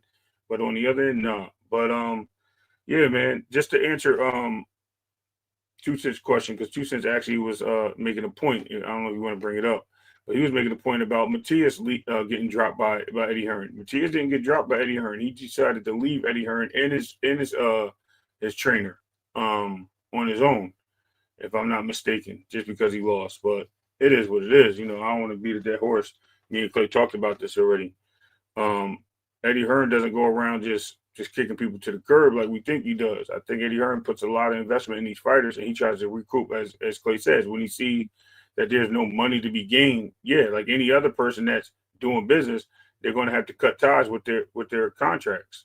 I mean, it is what it is, but it is, And I heard the Subriel Matias situation wasn't as black and white as people want to make it, so I don't comment on it too much because it's not just. I know it gets painted out there that like Eddie Hearn screwed him over, but I heard Subriel also had a little bit of his own hands involved in how that deal ended up going, and that he was also moving a certain way. When you're dealing with those fighters who want to be like super businessmen and they want to protect their back end, and they want to give themselves ways, ultimately those fighters, like Eddie Hearn said in that interview, I'm going to get out the way of that kind of stuff. You know what I'm saying? Am I that interested in doing business with somebody like that who's going to make it difficult for me? I'll give a quick example, and it might be me calling it a little bit before it happens, but I believe that the situation between Eddie Hearns and Jalil Hackett may be under a little bit of stress. You know what I mean? Just a little bit. And I don't want to start pushing rumors out there, but just to say that Eddie Hearns gets a fighter, he has a route to success for that fighter. But when you got a fighter who's so proactive in their own career, where they're shutting down your experienced game plan, and they're saying, "Nah, man, I want the biggest fights. I want to take the biggest risk. I want to do all these different things. Nah, I'm not leaving the weight class. I'm going to stay here." But you mean very difficult, and then ultimately, when you come up short, fingers start to point at me, right, about how I'm potentially moving you. This puts stress on our relationship. Because one thing for sure, two things for certain, I don't want to be held accountable for something I had no hand in. I had this saying, and somebody told me this saying before, but if I don't have no authority over the situation, and I don't want to be held accountable for what happens in that situation, right? If you're doing what you want to do, then you're going to be held accountable, not me. And the situation with Subriel Matias may have a little bit more to deal with something of that nature, where it was like, you're doing what you want to do. You're fighting the way you want to fight, and how you're moving the way you want to move. And I have no influence. So, okay, boom. Now we're here at this crossroads to build you back up where I need to build you up. Are you going to allow me to take the leadership role in this position and take you there? Or are we still going to be struggling back and forth about how you want to move with your career? Because if that's the case, then, we don't have to be disrespectful to each other. It might be the best thing for both of us to go in our separate directions to allow you. Right. I agree. That's the way you do business. I mean, but you know what? You grow up in certain situations, no disrespect. You grow up in certain situations, man, you kind of lose your mannerism. So, you know what I mean? Yeah. Especially when you start getting that bag and you don't believe that you are the same guy you were when you started. You just lose that. And it's sad, man. This is why it's bad for business with certain people, man. And you wonder why certain people don't want to do business with us. And they deal with the managers only, and the manager is skimming money off the top. It is what it is. It's crazy business, man. But hey, hold on. Go ahead. I know. To the super chat, I'm trying to figure out what he's saying here. So Adel Choi says, what does ASA mean? Assalamu alaikum. Oh, yeah. Assalamu alaikum. Okay, walaikum salam. I think that's what he's saying. Is ASA short for that? I think that's what it is. Okay. He says, Turkey signs racist sounds. I'm going to think, not signs. I think he's saying sounds. Sounds racist towards black people, but not people who diss Eddie. Signs racist. Saudi, shake my head. Where can I watch and learn more about more amateur fighters? Okay, so there's a question on the end. Yeah, I got you, Adel. Yeah, walaikum salam, King. For sure. Anton said yes, cause I never texted back. I was looking at it too. I was like, what? Well, I got you. Go all right. We're walaikum salam, man. Hold on a second. As far as the amateur fighter scene is concerned, that's a local thing, really, right? Well, look, man, maybe Ray want to tap into that. I don't think you got pro box, and just pay attention to some of the undercards and some of the fight cards that you see like just going around. Pro box is very good at the amateur fighting. I'm sorry, amateur. Excuse me. Sorry, Clay. I'm thinking of prospects. Let me back up a little bit. Yes, amateur fights you can probably find local during different circuits. You can actually follow a lot of different USA boxing tournaments. You can find the Golden Glove tournaments, Olympic training tournaments. You have all types of tournaments you have. Just go to your local gym. I'm pretty sure there's a local gym, and all those local gyms you can actually get that information. And they'll tell you how the fights go about and where you can see these fights, and you can follow them. It's not really hard, or just follow somebody that you see that's in the amateurs. And as you see that person, you actually see them on the list. Another thing you can do is go into BoxRec, and where it says amateur careers or amateurs, you can actually type in amateur fights, and you can do the same thing in boxing scene, and they'll show you all the amateurs. Boxing Showtimes is another place you can find amateur fights, and I believe a lot of them broadcast on private networks on YouTube, private sites on YouTube, where you can see them all. There you go. Tom Hill got all the links for you right there. No need to talk. 2 Cents said he said being racist, aka Ryan T.O. is okay, but dissing Eddie's a no-go. Oh, so you listen, but I'll say this, right? Turki Al-Sheikh, in my opinion, is very infatuated with black fighters. I think he supports and pushes a lot of black fighters more than people want to acknowledge. He signed Abdullah Mason, he signed Keyshawn Davis, he signed Bruce Shushu Carrington. He gave Devin a deal. He supports AJ. He supports Daniel Dubois. He supported Deontay Wilder. He's spoken publicly on platforms saying that boxing does better when it's a black heavyweight champion. He's been about as pro-black as far as in the boxing space as damn near as you can be.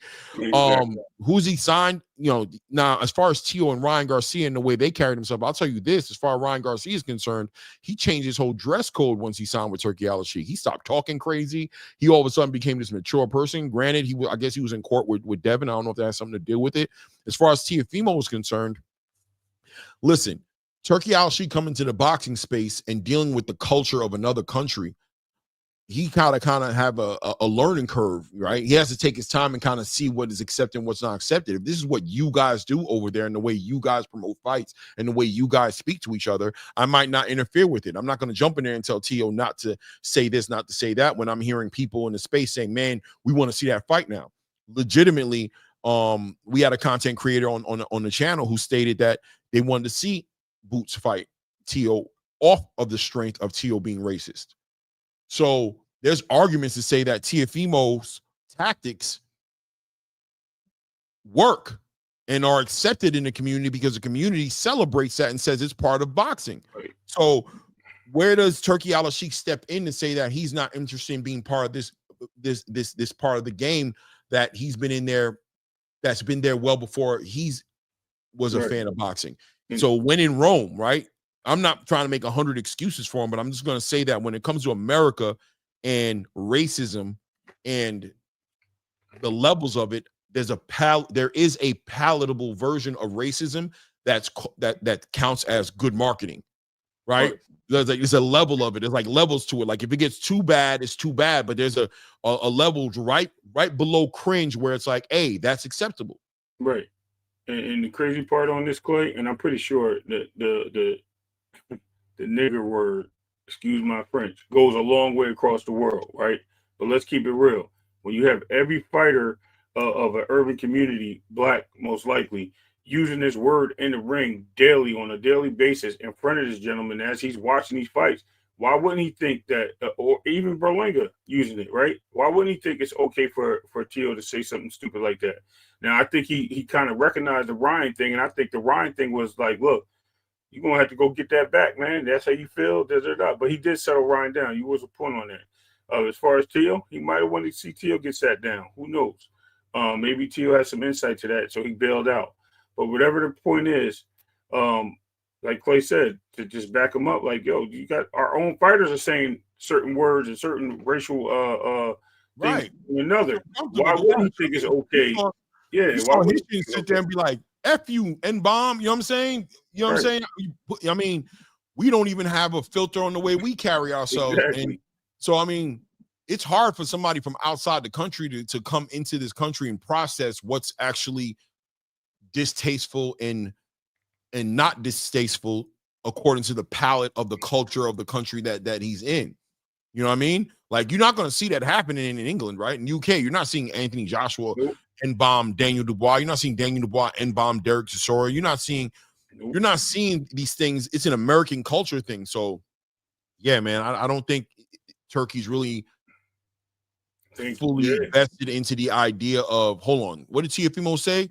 Is he triggering a whole culture of people by acting like he said liquor when he really said the other word? He's not processing that. He's in his he's in his luxurious lifestyle in Saudi Arabia, laughing like, look at how these Americans talk to each other. It's entertaining and crazy. He's not, you know what I mean? He's not, you know what I mean? He's not doing that. Shout out to Rick Timms. He hit it right on the head. He nailed it. And shout out to Anton Ziegler, who said that it's only accepted by black people, you know what I mean, or only when it's towards black people, because he said if you say that about Jewish people, or if you say that about another race of people, there's an issue, right? But I'm gonna tell you why there's an issue, because that culture holds issue with it. Yes, hold accountability. You feel me? They hold issue with it. So as soon as you say something about Jewish people, I can say Jew right now with the wrong tonality in my voice, and there's a good chance my video get pulled down. I can say with the right tonality and be celebrated for saying it. They pay attention to everything that you do, and they hold you accountable accordingly. When black people, not only do we not hold other people accountable for treating us that way, but we will actually attack each other. The other people who are trying to make a deal out of it will attack them for doing it. So yeah, man, it's a dirty game. You know what I'm saying? It's a nasty game out here when it comes to this racist thing. And you know, like I said, the content creator who came up here and stated that he wanted to, in my opinion, reward, and no matter how you want to look at it, you would be rewarding if Teofimo Lopez's number one objective out of calling you out your name or triggering the racism to insult you is to get a fight, and you give him a fight, you are rewarding him for it. I don't care how you want to look at it. I don't care. You're allowing that guy to play mind games with you to believe that, you know what we need to do? Whoop his ass. Maybe in the streets, in a parking lot somewhere. I'll agree with you. But give him a fight, give him a payday, give him the stage, give him what he was actually trying to get in the spirit of what he did. That's not doing anything but showing and proving that what he did was worthwhile. Hindsight will show that he was smart for doing it, and then it will inspire a whole another generation of fighters who want to get into big fights to tap into that same energy to do it. The way you respond to it and deal with it, if that's what you really want to do, and you want to stop him by doing it, is by freezing him out, not fighting him in the ring, not giving him the big fights.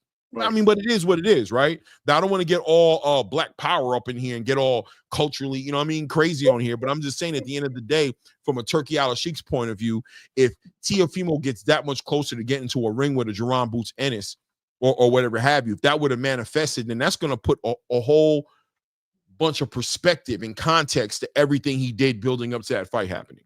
I agree. And again, another comment stated that was really good on that is non-blacks use the word when they're angry, and that's something black people should think about. And he's right. You know what I mean? We do it in the casual conversation. People that have anger or some type of animosity towards us use that word to describe or disrespect us, knowing that they're trying to get a rise at us to make us do something towards them violently. So, like Clay just mentioned, Teal was doing that, betting on getting a fight. And if he was doing that, betting on getting a fight, he's using it angrily, right? We have the history of Teofimo and the situations with his ex-wife and certain things of that nature. Yeah, he put that out there because he was trying to see what if Ryan can do it, why can't I do it? If Ryan got a fight, Ryan got a payday, Ryan got this. Plus, at the same time, I lost my girl to this, I lost this, I lost that. You know what I mean? Like I'm disrespected in my own neighborhood because this and that.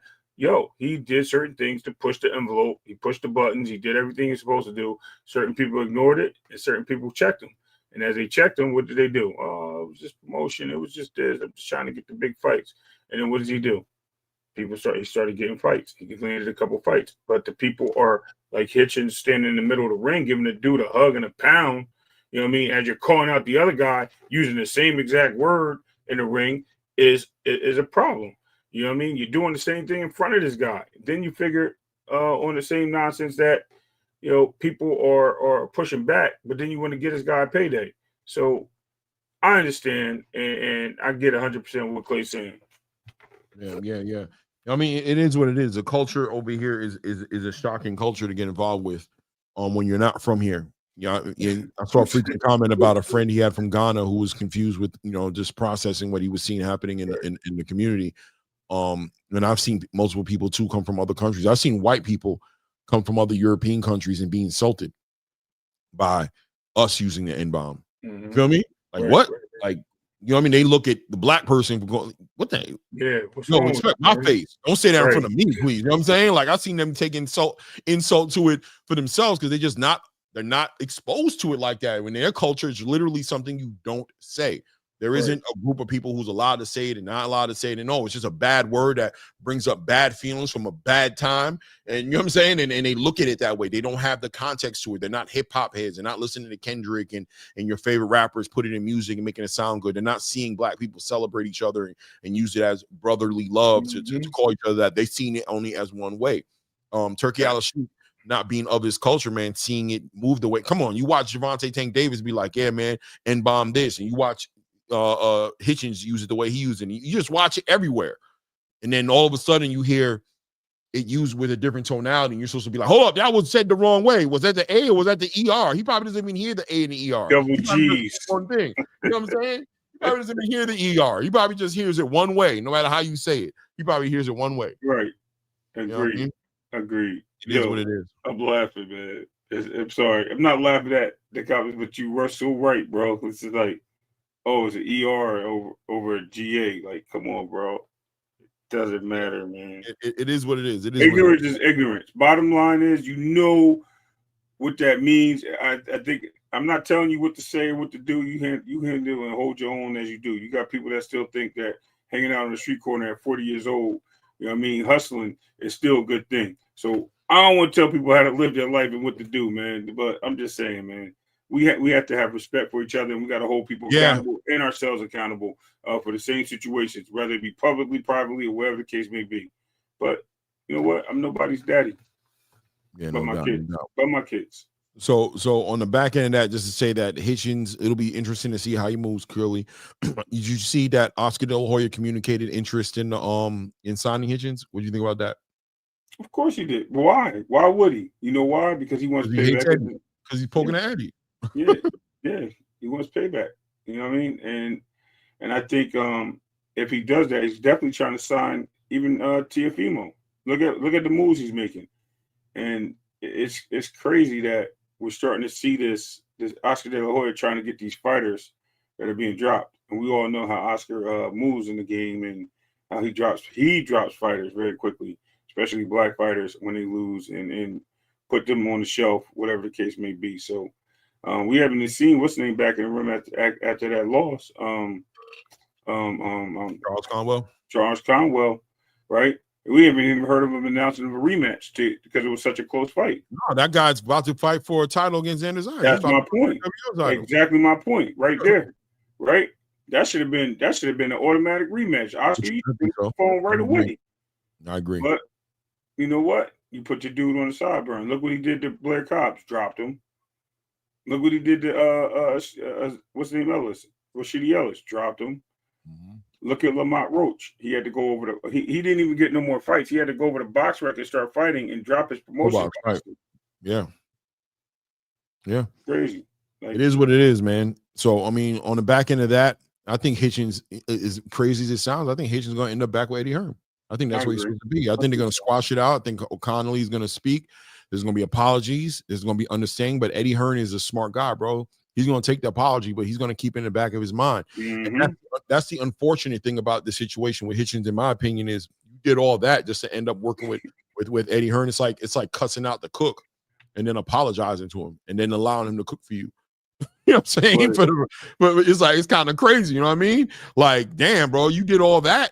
You insulted and threw shots at the guy who's cooking your food. Yeah, you apologized, and he said he accepted the apology, but did he accept it in a way to where you're comfortable, you know what I mean, ordering fried fish? Mm-hmm. Do now. You know what I'm saying? Like, you played with him. You know what Eddie going to do? He's going to put him in the ring with freaking Conor Ben. Yeah, I think what's going to happen is he probably is going to I think the competition is going to step up for Hitchens, which is a good thing for Hitchens. That's what Hitchens wants. But is it a good thing for Hitchens as far as, you know, the strategy going out the window as far as building Hitchens brand up may change into a strategy of making the most money I can off of Hitchens while I have him game plan. And that is two different looks, right?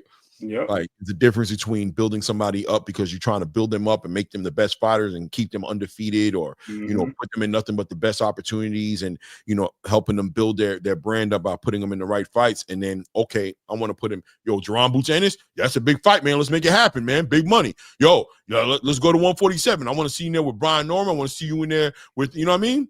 I want to see you in there with Polanco. You know what I'm saying? That's a big fight we can make. Let's make it happen. It's like, but those dudes is like, there's easier fights you could make, right? Yeah, ain't no easy fights. Those are big money fights. So, conversation could change drastically with that type of when the narrative changes, right? Right, exactly, 1,000%, bro. Like, I think it's hilarious that when you say stuff like that, I think it's true. It's nonsense too, Clay. When you sit there and see that, right? You start seeing people get moved a certain way, not moving to win, moving to be challenged, moving to put them in not the fights they want to be in, but to force them to get in the way of other people and conquer these people to get to that on their own. I'm not going to put you in those fights. You got to earn it. And I can see Eddie punishing them for that. And eventually one thing's going to happen. Either you get through these fights or you're going to be fighting grimaces like Berlanga did, and I'm going to let you go. So, yeah, I mean, like Eddie said when he talked, Eddie made sacrifices to put him in that position. He put Hitchins in fights that weren't profitable for him with the idea of down the road, I'm going to recoup this. I'm building you. So I understand I'm going to spend money to make money. But if you can be gone any given Sunday, then we're going to become very cost effective. We're going to become very profit minded and driven with the decisions we make with you. I mean, great promoters make big sacrifices for their fighters, but they do that with the idea of down the line, what's going to end up happening that I'm going to be able to capitalize off of it, right? Like I'm sure when Bob Arum was moving with Vasily Lomachenko, that there was times when he took L's. He took L's with Terrence Crawford, right? He did things with in mind, like, I'm doing this for a reason because I know when it comes to this big thing, this is where I'm going to start recouping it. Right. But they gamble when they do that because, as we saw in the ring, nothing's guaranteed, right? There's no loyalty in the game. Doesn't mean that guy's going to hang back and watch. They talked about something very incredible in there. I actually had some comments on it, but I really don't want to get into the chat too much. But it was pretty good conversation. I'm gonna leave it there. I'm already in the doghouse with everybody in the chat, so I don't think I should entangle in that conversation. But yeah, Clay, these things is crazy. As far as that goes, man, so be it. So be it. I'm gonna toss the link up for some good boxing conversation. We about 2 hours into this. Here comes the Brady bunch, bro. They want to fight. Running Rev, great promoters. Ready. Prove me wrong. No, I'm just messing with you. Running Rev 91 says great promoters make investments in their fighters. Yeah, man. Yep. That's the way you do it. I mean, any business, right? If there's a business that you want to see flourish, you invest in it. You don't expect to see the profit right there. You know that, you know what I mean? It's going to take some time for it to turn into a profit. Even if it is a profit that's made, you know that it's not really a profit, that the intelligent businessman is going to reinvest into his product, and he's going to look like he's not taking profits, but the profit, you're going to be able to tell the profits by his brand growing, by the walls being painted, by new pictures being put up, by the menu getting bigger, by the staff getting bigger. You're going to start to realize where the money's going. You know what I mean? If it's all about money, then you just get a hole in the wall, make sure the oven is working, make sure, you know what I mean, the stove is working, and you start pumping out and paying your bills, and you stay there. You see somebody sitting there for like 4 or 5 years in the same situation, nothing's changed. The location is the same, the menu is the same. You see what he was doing with the money. You know what I mean? You see what it is. Yeah, salute to my guy Anton Ziegler in the building. What's good, family? Assalamu alaikum, King. What's on your mind, man? What's going on? Can y'all hear me? Yeah, you good. Yeah, you good. Hey, I gotta start this. Hey, Ray, what's going on, Ray? I know where you was going with it. I'm ready, bro. I'm up for the battle. Listen, them late shifts killing you, man. Who? Them late shifts is killing you, man. Cause what am I saying wrong, bro? Listen, I think a lot of people, and I seen you talk about Devin on other platforms. I seen you talk about Tango on other platforms. I know there's some bias there. I know you don't like Devin, like, you know what I mean? I'm not saying I don't think that's fair to call out bias on I don't think it's fair to throw out bias. Hold on. Let me Very finish. dismissive. Let to say that. me finish. You know what I mean? I was getting there. I see you there, but to the point of what you seen or what you didn't see or things of that nature, that's subjective to your eyes and your opinions. What I seen in that fight is I already admitted and said it was my opinion of what I thought should happen. So regardless of how you're going to come at me or pause or how you're going to state and rebuttal what I said, please be very forthcoming on what you say and make sure, pause again, on what you say, because I'm definitely ready for this watcha. But no, go ahead, man. No, so let me start by saying like this. Yes, I am a fan of certain fighters, but I respect every fighter. So with Devin Haney, my problem was never with Devin Haney's performances in the ring. I think Devin Haney always, and I'm pretty sure Clay will agree, Devin Haney doesn't get majority of his hate from Devin Haney. He gets majority of his hate from his father. Agreed. A lot of people see that, and that's how. Same thing with Floyd Schofield. Same thing with Brian Norman Jr. It's their dads that's doing most of the interviews for them, so that's how that can come off. But yes, I'm a fan of Tank, but I don't. Also, if I'm Tank messing loses with a you. Tank is no, I'm just saying. I'm just stating my point. Tank loses a fight. I'm not from with this casual generation that if Tank loses to a Shakur or Shakur loses to a Tank, that I'm just done with. I don't think one loss defines any fighter's career. That's just how I look at it. I The agree. only thing that I disapproved was like what Clay was saying earlier. I don't remember in 24 rounds where Devin hurt George Kambosos or even had him remotely as a referee would see any type of reason to stop the fight. I didn't, and I watched those fights. I rewatched those fights. When I go back, when I watch a fight live, and I want to Mhm. go back and look at, and I go come on YouTube and I hear certain things, I always watch the replays on mute just so you could take out the commentary bias. You're not hearing none of that. You just watching the fight. I watch them on mute all the time. Okay. The problem in the Regis Prograde fight was we all thought once Devin dropped him, we thought Devin was going to show us that killer instinct and put his foot on his neck. He backed off the gas. He didn't go in there and try to go for the kill. Richardson Hitchens hurt George Kambosos in the 6th round with a clean body shot. He rushed in, was bull rushing him, trying to stop him. George Kambosos trying to regain his focus, made it out of the round. The 7th round, Hitchens came out and he was irresponsibly with his defensively irresponsible. He came out rushing George Kambosos, hands down, no guard, just was throwing punches. He got hit more in the 7th round than he probably got hit 1 through 6 combined. He got hit that many times. 8th round, he Mhm. came back out. He was on his stick, waited till the body open, hit him with that. The fight was over. So I never seen like, yeah, George Kambosos' face bruises easy. His face was messed up in the TO fight, multiple fights. We all see how he leave the ring. And I do believe what he say. He's a warrior. He's a Spartan. That's what he goes in there and he fight like a warrior. He fights everybody. But the comparison between Richardson Hitchens and Devin Haney, who gave him the worst beating of his career, I would say it's Hitchens because from rounds 1 through 6, he dominated them. He was able to land any punch he wanted. 8th round, he finished them. Devin went 24 rounds with him. Mhm. That's just my point. So he went three times the distance with him. So that means he didn't beat him up. I think No, when he you beat get him beat up. up. He dominated George Okay. Kambosos. I think he got dominated in both fights. I think when you get beat for 24 rounds, you get let off the hook when you get dropped in the round ends early. That fight ends earlier. I'm not saying that he didn't beat him up. That Hitchens didn't beat him up. The point is what person beat him up the worst. That was the question. The worst Hitchens. is the worst is getting beat up for 24 rounds. 24 rounds of beatdowns is a lot worse than getting beat up for 6 and then dropping me in the 8th and I quit. Trust me. Now, maybe he bit the quit in him. That's a different conversation.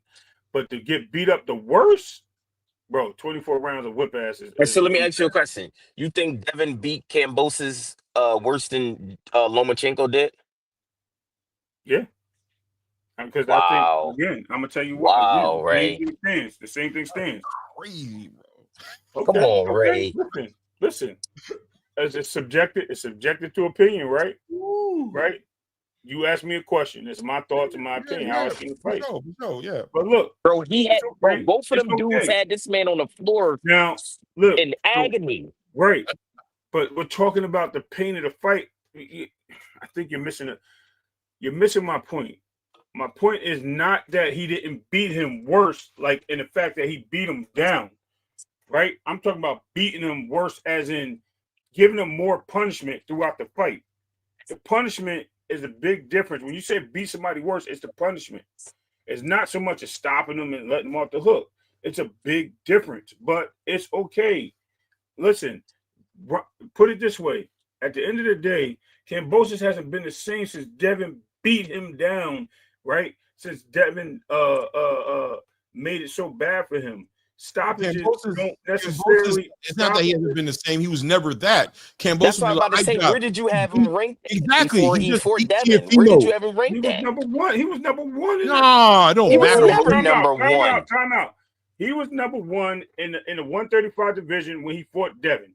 Never. Bro, yes, he was. He had all 3 belts, and they gave him the number 1 ranking. Yeah, but the only reason he had it is because he beat Teofimo. Okay, most people was number 1 prior. Most people, from what I can tell, I wish there was a way I could do a poll on this. Most people saw Kambosos as somebody who beat Teofimo, a horrible Teofimo, a Teofimo who was dealing with all kind of personal issues, not to mention supposedly health issues, but who's dealing with so many personal issues, super distracted. I think most people say that Teofimo beats George Kambosos 8 out of 10 times if they get in the ring with each other. That's what most people say. I know you might see it differently, but most people feel that way. He was gifted in that fight. He won the fight, but it didn't translate into George Kambosos being this great fighter. Matter of fact, people hold it against Devin Haney winning against George Kambosos 2 times. They say George Kambosos should never even been in the ring with Devin because he wasn't even, it was a lucky cherry pick that went right for Devin, because at the end of the day, although I'm not saying it was a cherry pick because Devin was very willing to fight Teofimo Lopez, but at the end of the day, him getting into a fight with George Kambosos was like a blessing. It was like the easiest undisputed title fight that in history, right? Like, oh man, that's a blessing. He's just gonna, and he did that. He went over there, had bad weight cuts, and dominated that guy for 24 rounds, bro. That guy was never him. Then he went and fought Maxi Hughes and lost the fight and was gifted a win there. Then he went and fought against Lomachenko and got outclassed, was never in the fight. Then he went and fought at 140 pounds. He looked mad regular in front of somebody I don't even know who their name is. Then he gets in the ring with Richard Hitchens. It was just the common opponents, him fighting Devin, fighting Lomachenko, fighting Teofimo, that gave Richard Hitchens another opportunity to cherry pick.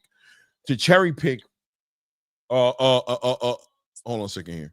To cherry pick a George Kambosos who arguably, hindsight says, should have never been in these conversations anyway. He just brought a country with him. So there was a large audience that was going to celebrate him because Australia's loyal and they're going to celebrate their fighter. But he never showed and proved anything except for that Teofimo Lopez fight, which, like I said, shots are thrown at that fight because they know Teofimo wasn't who George Kambosos was never that guy, bro. He never was. Matter of fact, they said that that Teofimo was out of pocket because he cherry picked George Kambosos and didn't fight Devin. They hold that against Teofimo and were like, look, absolutely wrong. So when did George Kambosos become this guy? You seen when Bill and Devin was celebrating when George Kambosos beat Teo. So he rode the wave of only beating Teofimo, but yet he beat up Mickey Bay also, right? So he didn't ride that wave either.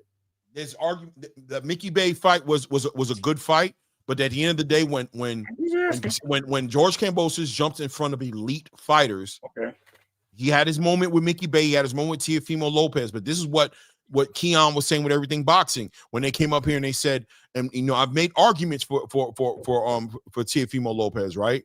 As far as who he is, but they say, look, he's consistently inconsistent.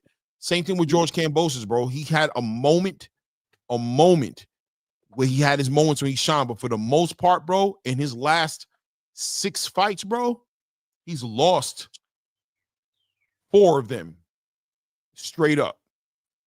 He lost against Maxie Hughes. He lost against Devin Haney twice, and he lost against Lomachenko.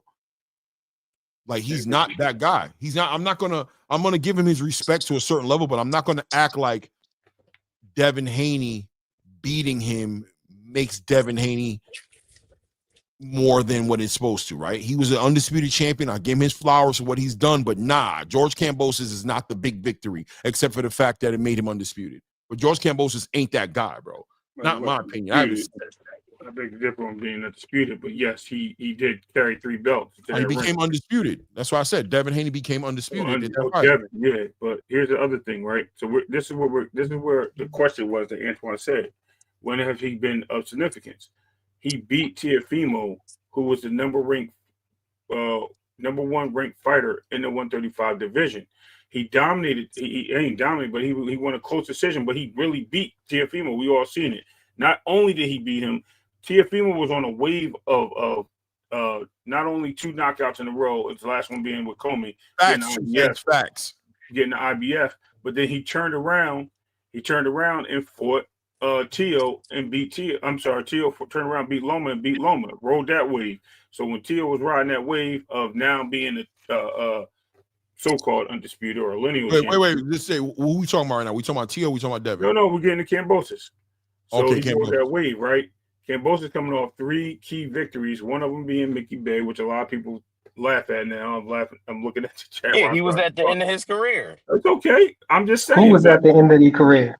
Mickey Bay. Mickey Bay. Oh yeah, true. Yeah, I agree, but how many losses had Mickey Bay had at that point? It don't matter. I don't know. I'm just saying. Okay, it's cool. He got to win, and these kind of what I'm saying. Okay, that's my right. Point. These conversations get diabolical because I don't want to disrespect George Kambosos. I don't, right? But I had to be honest about who he was. Him getting these victories, good timing, good management, good matchmaking, everything aligned for him to be able to do this. But George Kambosos was never that guy, bro. Never. Clay, did you mean to say cherry pick when you mentioned Kambosos though? The fight with Devin Haney?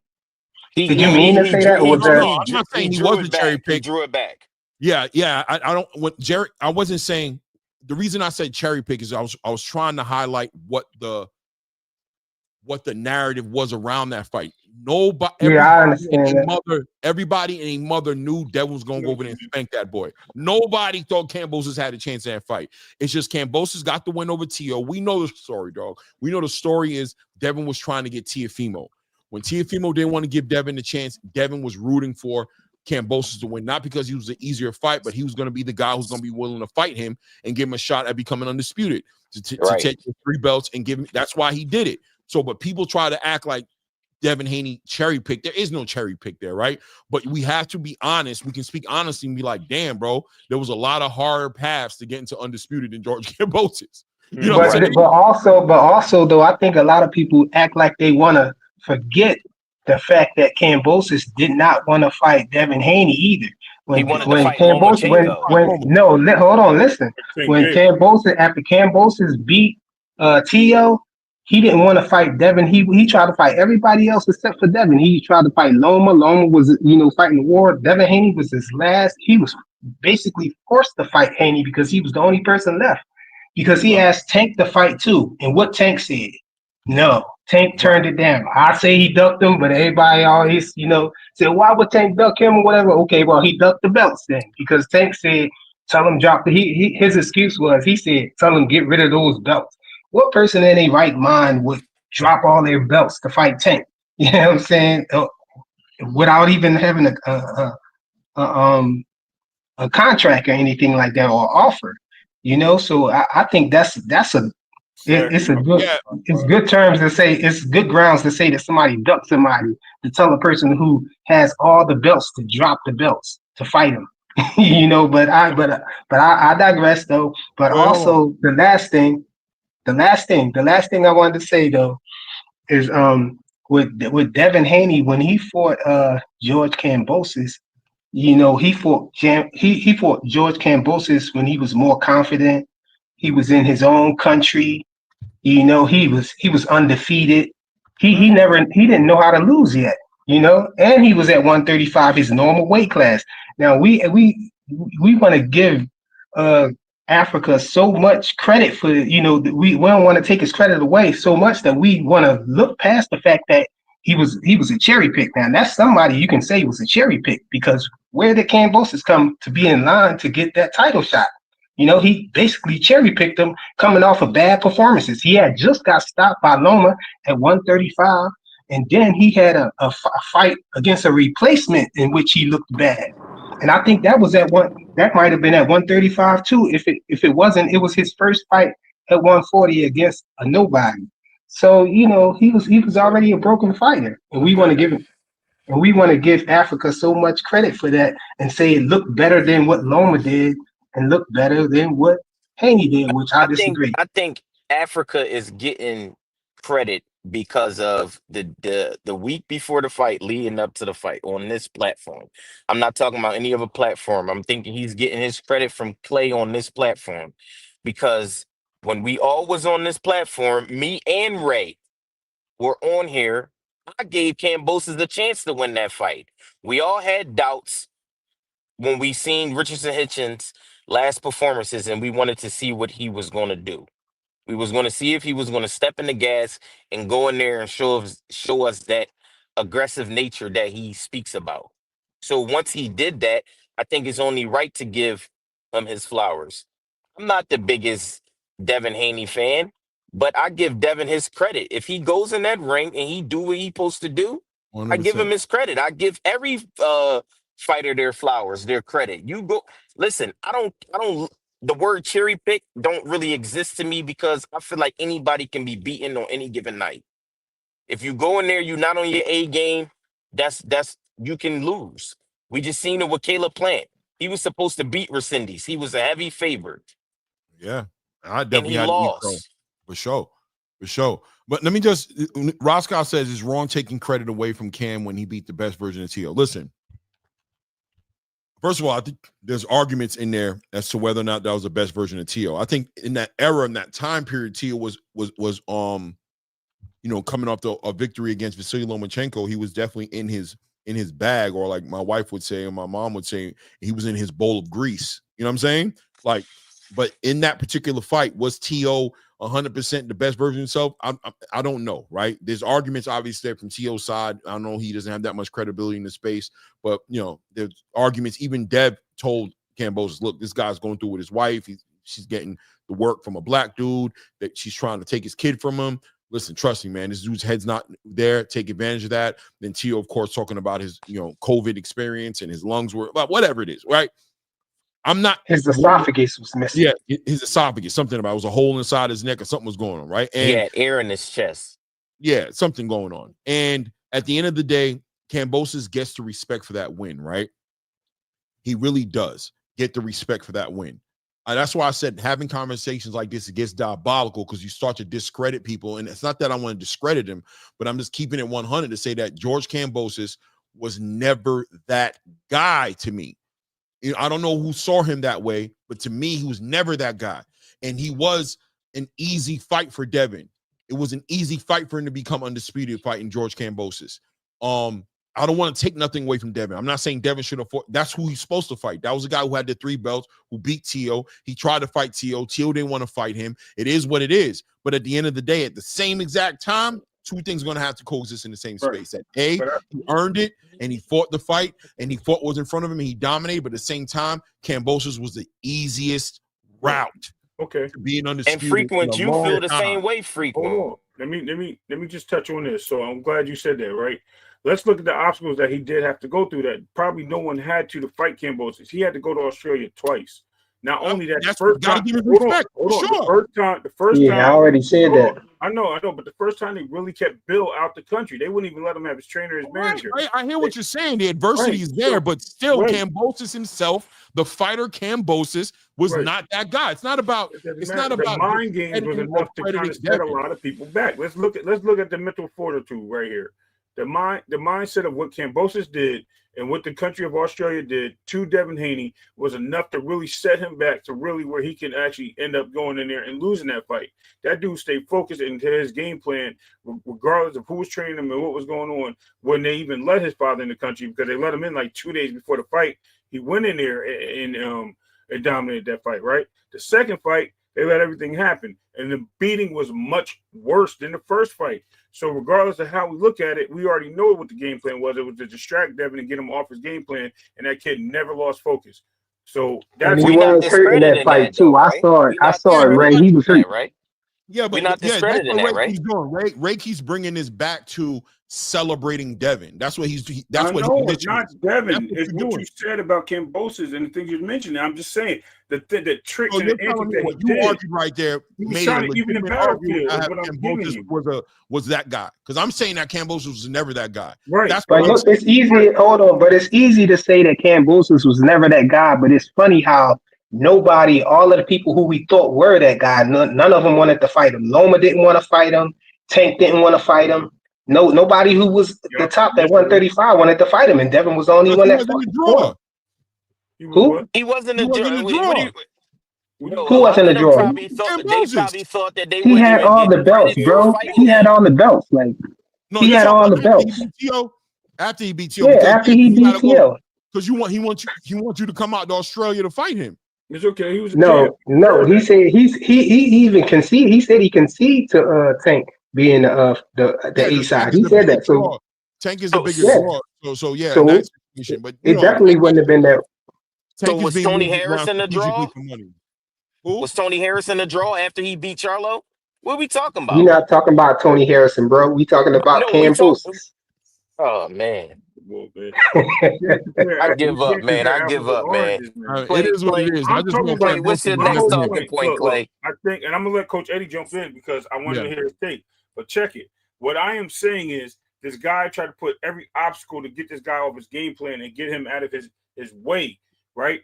Kambosos don't got no control of that, right? Kambosos knew, is what I'm saying, that it was an opportunity he was going to lose that belt to Devin. He put him on a flight over almost damn near 24 hours. Not only did he do that, he literally made his manager left his manager outside the country for like almost 6 weeks out of the training. The whole training. Right. He wouldn't even let him in on purpose, and then they let him in like literally a week of the fight. Like they purposely did a lot of mind games to this kid to try to get him off his goal. This dude dug down deep, listened to the game plan, did what he had to do. So what are we doing right now? We celebrating Devin right now. We're not celebrating Devin. We're telling you we celebrating Kambosos. Yeah, give him his flowers, bro. No, we not, because Ray, your whole listen, Ray, your whole soliloquy. You didn't even mention Kambosos. You're talking about Devin. Kambosos is a unified champion, bro. At 135, he had more belts than. Wait. We talking over. I just want to be clear. Ray Davis, you're saying, from what I heard, was Devin faced a lot of adversity to be where he was. It wasn't easy for him. That Kambosos tried to make it hard for him by making him fly out to Australia, by making it hard for Bill to come into the country, by doing all these things. That Devin did something great against all odds. Yes or no? Yes. I think. How is that celebrating Kambosos? No, I said what I was saying was celebrating. What you just said verbatim. Part of that conversation that I said earlier. I'm just dragging it back in because you guys said no. My point. What Ray is trying to say is y'all trying to say that Hitchins win over Kambosos was more of a feat, when Ray is arguing against that. He's saying no, it was harder for Devin to beat him than it was for him to beat him. He beat a smaller fighter. He's a 140 fighter fighting a 135 fighter who was beaten multiple times already, stopped to the body right before his fight, and y'all trying to act like it was a big feat that stopped him. No. Wait. That's not what the argument is, though, Frequent. You came in late, right? Because the argument isn't about who had the more challenging. Devin definitely had more adversity, and I'll say that Devin fought the better Kambosos than Hitchens did. That he fought the better version of Kambosos. He fought a Kambosos that was at home. You know what I'm saying? Devin fought a Kambosos that was at home. Devin Haney was a depleted fighter who was at the end, at the tail end of a bad campaign at 135 that he needed to move up to 140. He was hanging on a dear life. We saw him look like I was gonna say something that'll probably get me. Clay, I was here the whole time. I know y'all was arguing about who beat him the worst. Who beat him the worst? But we never discredited Devin. Yes, that's what I'm trying to say. We're not talking about discrediting Devin. We're talking about we were talking about the performances. Clay kind of did discredit Devin because he said that was the easiest way to get undisputed and all of that stuff. But we passed that though. But Ray was arguing. See, now you trying to say you said you wasn't, and now you doubling back, bro. Which one is it? But which one is it? What Ray? You said you not discrediting him and turned around and discredited them the very next sentence. No, we're not. But one of them has to be a winner. Oh my goodness, bro! He literally said we not discrediting Kambosos, and then turned around and said he was the easiest undisputed ever. No, not discrediting Devin. We're not discrediting Devin. Nobody don't care about Kambosos. No, he said Kambosos. I said get Kambosos. No, I'm not discrediting Devin or Kambosos. I'm talking about path. He had to fight one fight. That's it. Right? Kambosos knew his opportunity, and what he had to do to beat a Devin Haney was to make it difficult and play mind games with him. That's what I'm saying. So Kambosos went in that ring with in the opportunity with every obstacle he could throw in front of him, making him come over there, giving him the same pay as Loma, doing this. He did every single thing possible. Removing the goalpost. We're moving the goal. You wildin', Ray. No, I'm not. When Loma super wildin'. When Loma beat Kambosos couldn't even get up, bro. Listen, I want to be clear because Ray is turning this into significance over just physical beatdown, right? What Ray's talking about is Devin Haney's fight with George Kambosos was a more significant fight. There's no argument for that. It was more. That's not what he was saying. He was saying he took more punishment. It was for the belts. Obviously, it was for more significant. He said he took more punishment. That's what he said. Wait. The question was very simple, and the argument was very simple. It's not about build-up. It's not about story. It's not about adversity. It's not about impressive.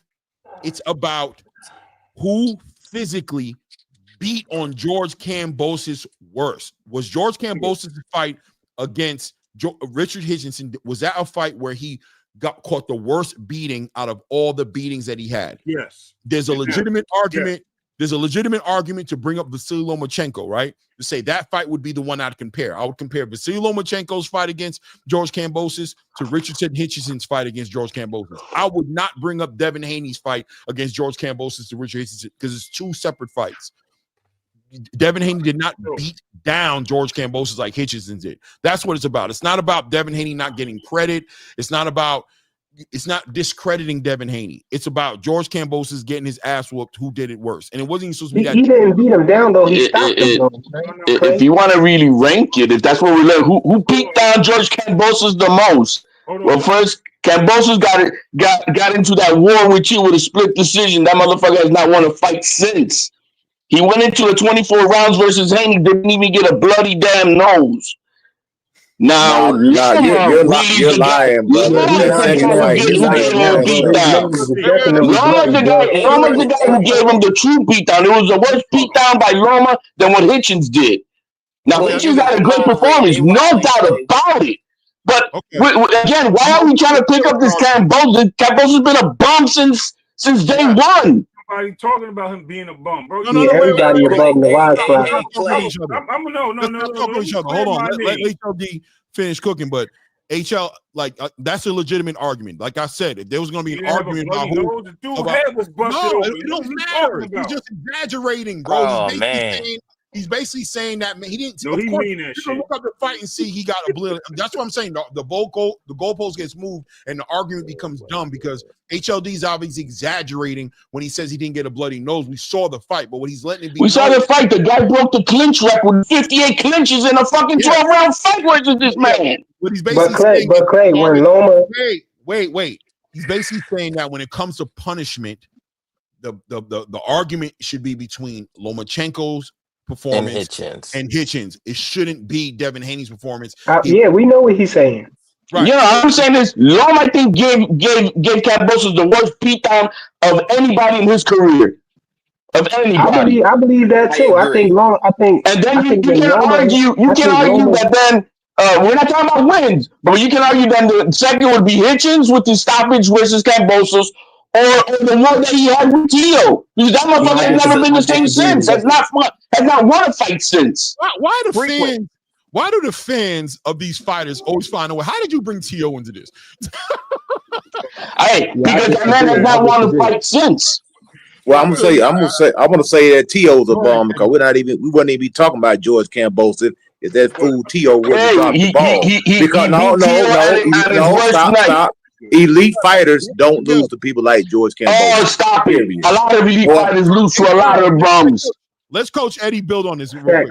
Facts, Coach Eddie. Yeah, like I say, elite fighters don't lose to fighters like George Kambosos. George Kambosos it is true. Andre Ward would never lost without Douglas. Like I said, who said that Tyson was elite? Y'all made him elite. Tyson was 19. Now you want to shit on Tyson. No, I'm not. You want to talk, but you want to talk. Go ahead and talk, man. Go ahead. You don't want this. You want to argue. You want to argue. You want to argue. Buster Douglas beat. No. I want one person to go at a time. We're talking over each other. This is nonsense. Go ahead, Coach Eddie. Please finish building what you was going to say. And please, HLD, just hold it together for a second while he's building. Go ahead. Yeah, so like I say, Teofimo Lopez, he's not an elite fighter. Elite fighters don't lose to fighters like George Kambosos. Andre Ward would not lose to a fighter like George Kambosos. Floyd Mayweather would not lose to a fighter like George Kambosos. Terrence Crawford would not lose to a fighter like George Kambosos. You find a way to get the job done. So, only reason we're talking about George Kambosos is because this dude named Teofimo Lopez lost to him. And that's how he was able to get all those belts in one swoop. And that's the best way to get a belt all at once. But you don't have to go around and collect them and fight multiple people and risk losing to multiple people to collect belts. So Kambosos, he showed up. He beat T.O. It is what it is. And shout out to him. He took that win and he parlayed it into millions of dollars. It turned him into a multi-millionaire. Devin Haney, the second fight when he fought George Kambosos, he busted George Kambosos up. Go back and look at his face. Just be honest. Let's have some integrity here. His face was busted up. It looked like meatloaf. He didn't stop him, but he busted him up, and that's a fact. Hitchison got a diminished version of George Kambosos. It is what it is. George Kambosos is a tough guy. He takes a lot of shots. He's been stopped, a couple of times. He's been busted up, and Hitchison, just went ahead and basically pushed the guy into the retirement home. I don't look to see George Kambosos back anytime soon.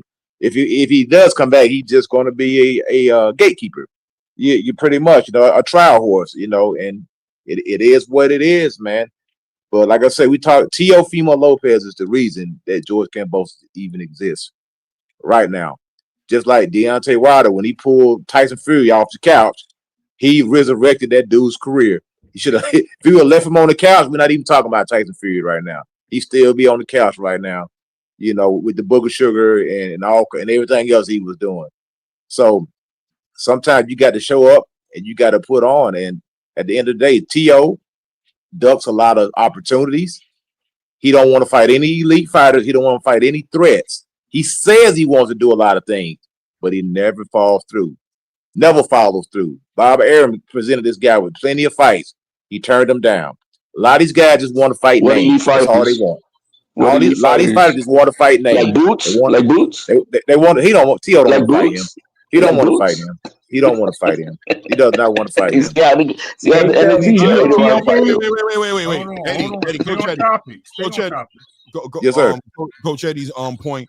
I agree. You know what I'm saying? I do, man. I just think that, I mean, I'm not going to say, I'm one of those guys who's always tried to give Teofimo his flowers, even to my own demise. I've been criticized across. I've tried to give that man his flowers. And even to right now, I'm not ready to call him, I'm not calling him a hype job or anything like that.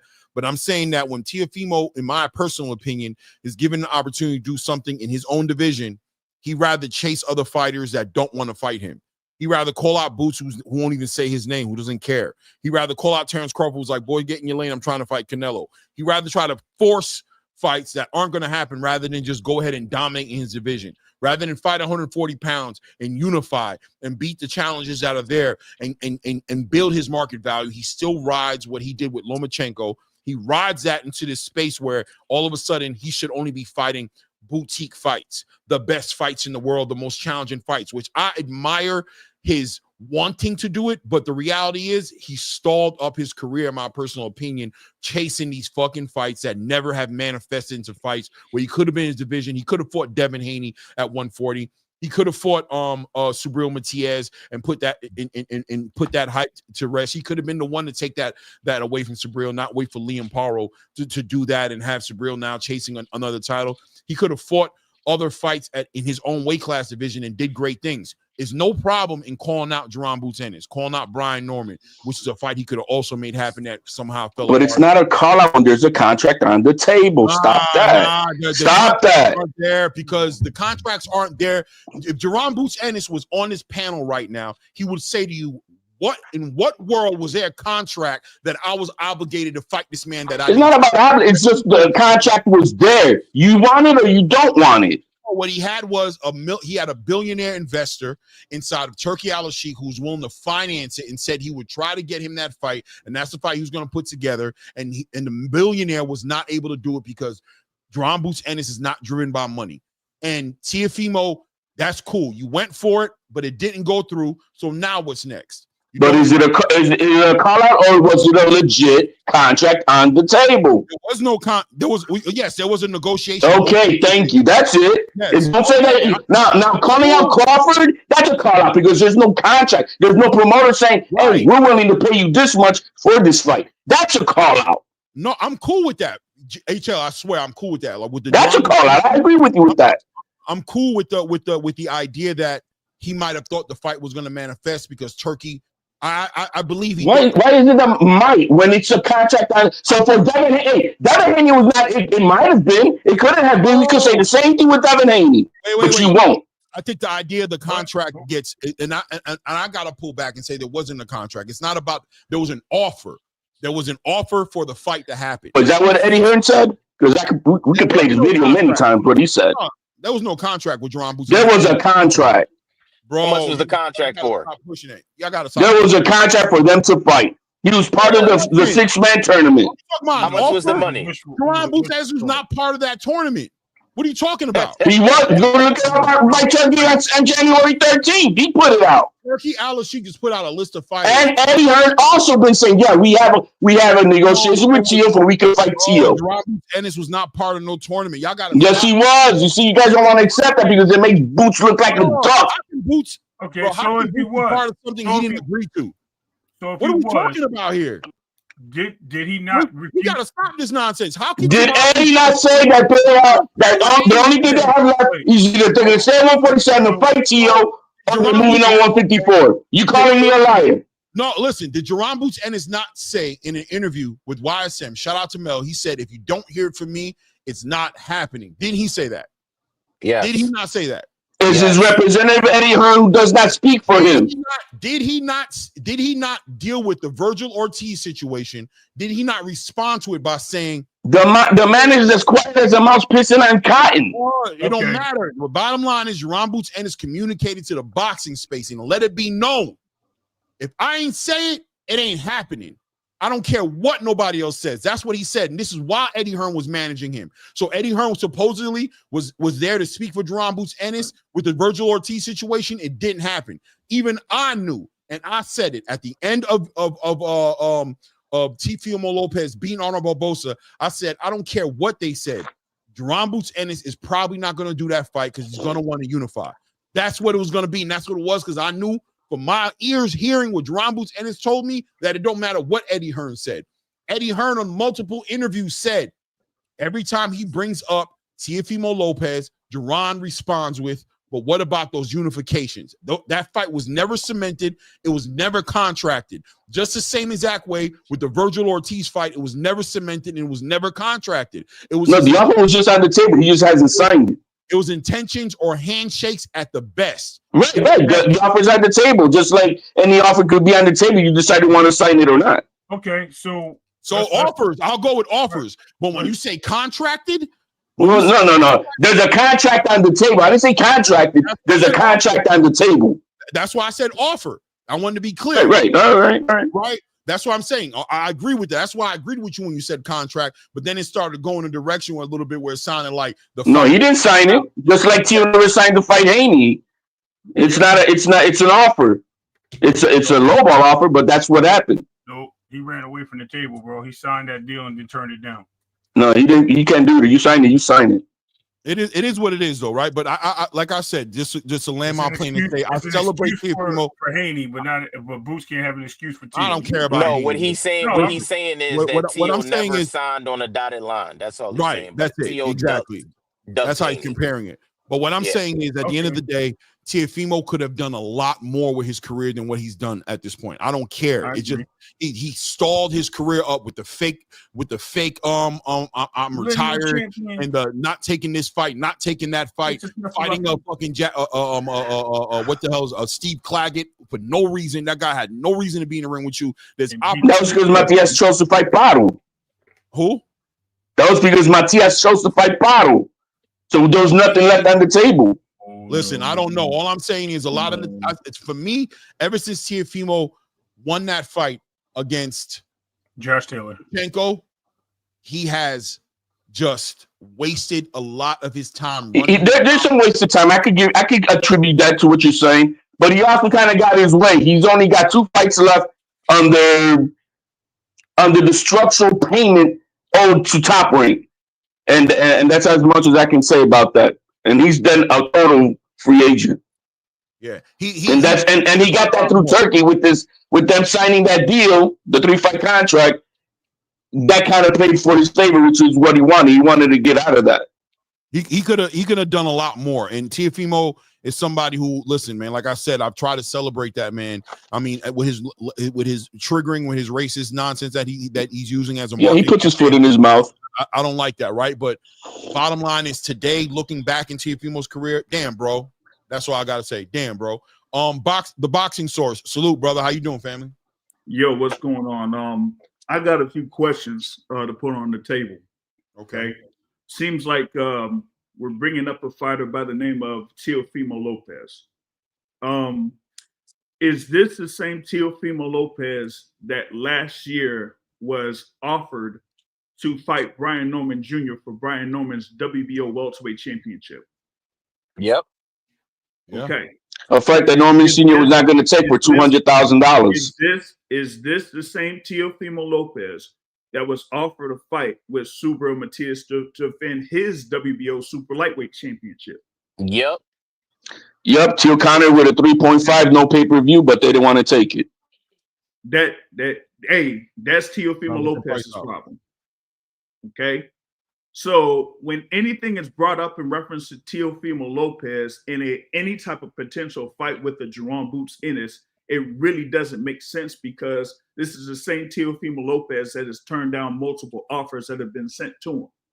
So I don't get anything about anyone that says that, oh, Boots Ennis ducked Teofimo Lopez when Teofimo Lopez doesn't even accept challenges that were put out to him. Mentioning a Boots Ennis is irrelevant. Mentioning a Terrence Crawford is irrelevant because he is not there to willing to take the risk in order to get those fights in the first place. That's for starters. So any talk about him fighting Boots Ennis is all talk. Nothing else. Nothing else. There was He's not even fighting the guy. I totally disagree because the difference is there's money on the table for one, and then the money that was for Subria Matias was not the money that he was looking for, and he didn't want it to be on pay-per-view. He wanted it to be on ESPN Plus, and they didn't want to go for that. Now, the one that I can say is, like I said with Crawford, there's nothing on the table with Crawford. He was trying to entice it, but that wasn't working out, obviously, and for unknown reasons. He's going to be fighting Canelo and whatnot, right? So we know that. That was just a call out in itself. But the boots was a real thing. The Matias could have happened. Copper didn't want to pay the 3.5. It's simple as that. You're overvaluing Tio. You're overvaluing Tio, and you're overvaluing Subriel Matias to think that they were worth $3.5 million. What are we talking about here? It's a price out. This is 20 million. Teofimo Lopez. What are we talking about? This is the same Teofimo Lopez that fought at the big room at Madison Square Garden against Sandor Martin and barely could draw a crowd. This is the same Teofimo Lopez that fought. Yeah, the same Sandor Martin that nobody wanted to bid on with Devin Haney for just $1.5 million. We know. So the thing about it was a shitty fight. You're dealing with a guy in Teofimo Lopez, as mentioned earlier, that overvalues himself. A guy that hasn't really been in the game as long as those people within Top Rank that have Hall of Fame matchmakers, that have a Hall of Fame promoter, and managers that have been in the game for many years. So Teofimo Lopez is going to try to say that he knows more than those people. That's not good. No, he says a lot of things that I don't agree with. I could tell you that with what you said. He says things that sometimes just even to myself doesn't make sense. And HL, do me a favor, like put the volume down on your mic a little bit. Man, I'm trying to. Every time I try to get on your panels or anybody's panel, everybody says the same thing, that my mic is like super loud, and I got it like. Yeah, you lit. I ain't gonna lie. Does your interface help to control that by anything? That's I don't know. Back up off it a little bit or something. I don't know. I mean, it is what it is. I'm not gonna make it. I'm sorry, man. I'm gonna invest, guys. I'm gonna invest because I'll be messing up your panels. HLD, go to your settings in StreamYard and you can lower the mic that way. It's the settings in StreamYard. It's not your mic. All right, let me go right there.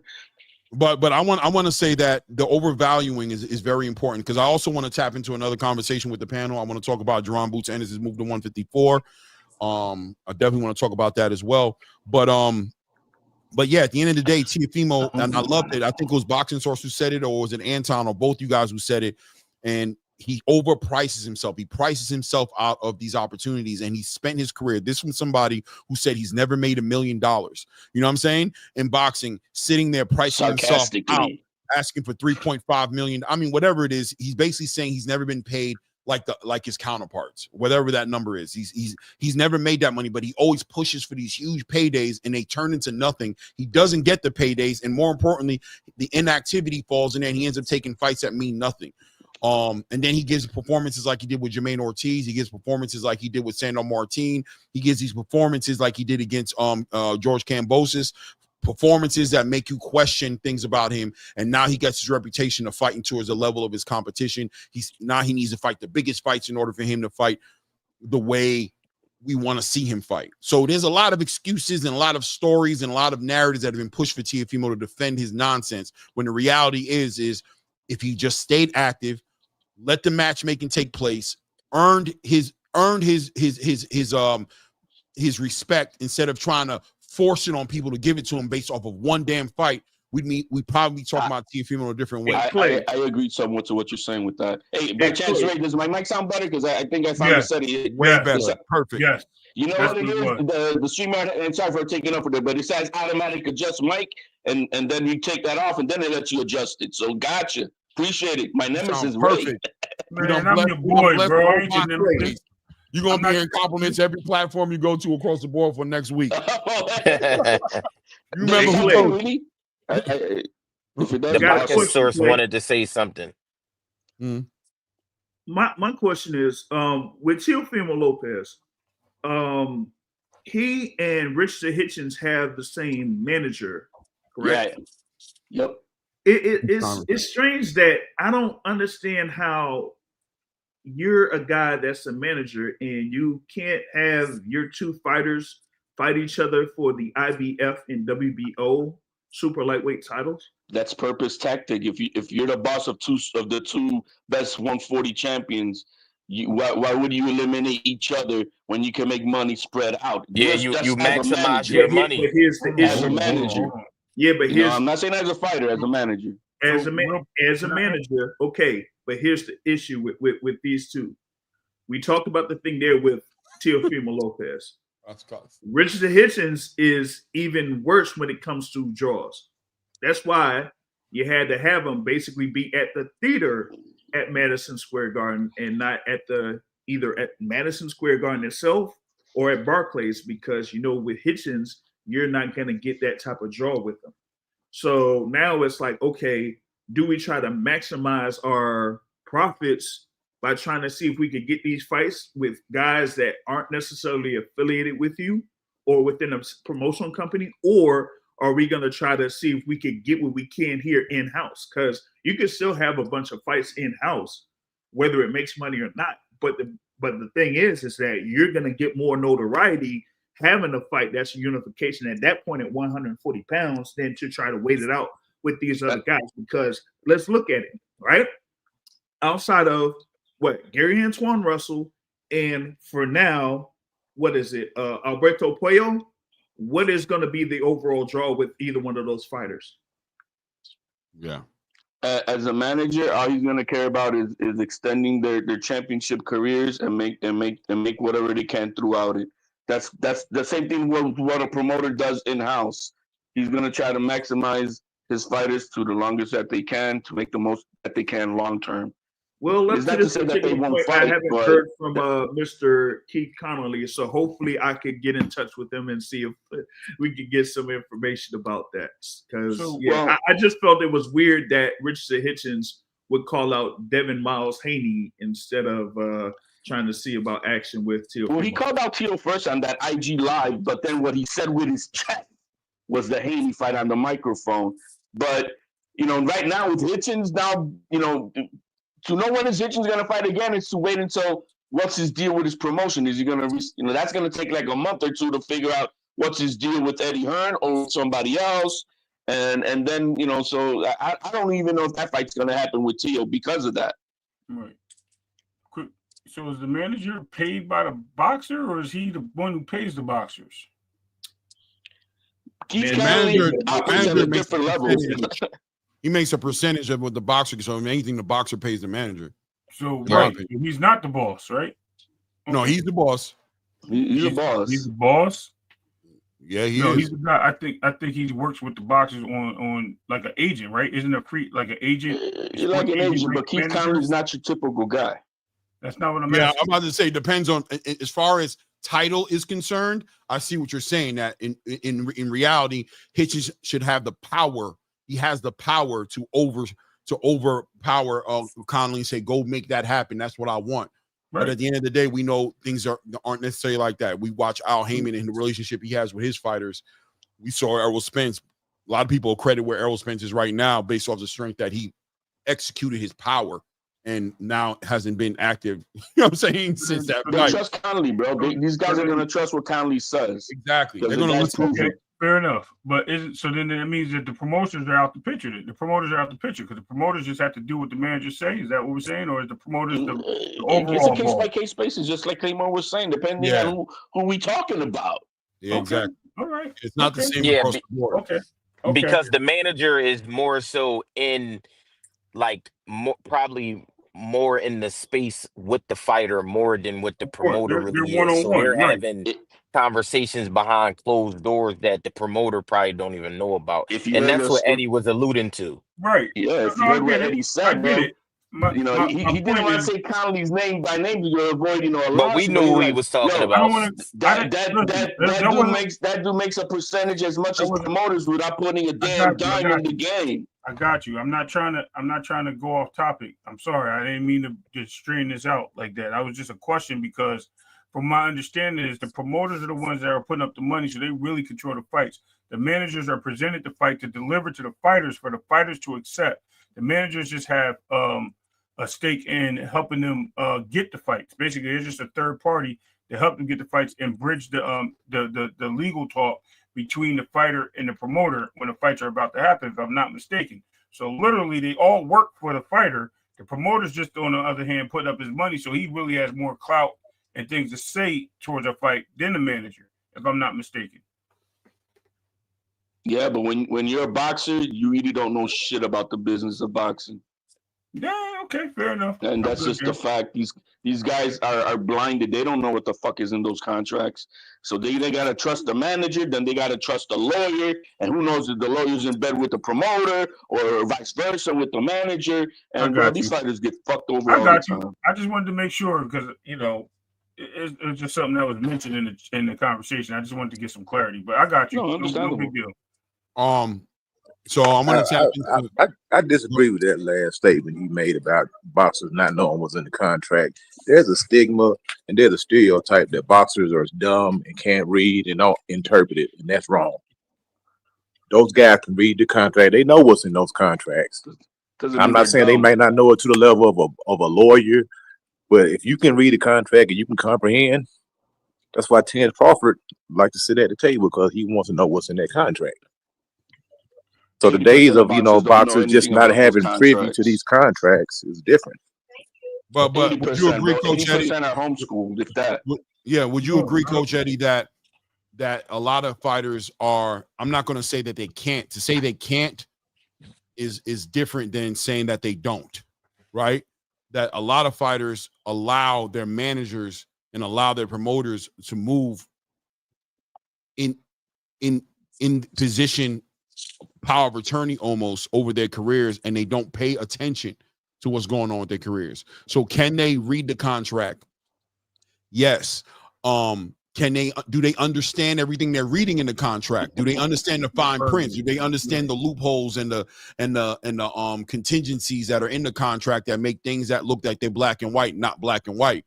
That's why we hire lawyers to go over these things, because these things can go, even some of the brightest minds will miss it on contracts. So we hire lawyers.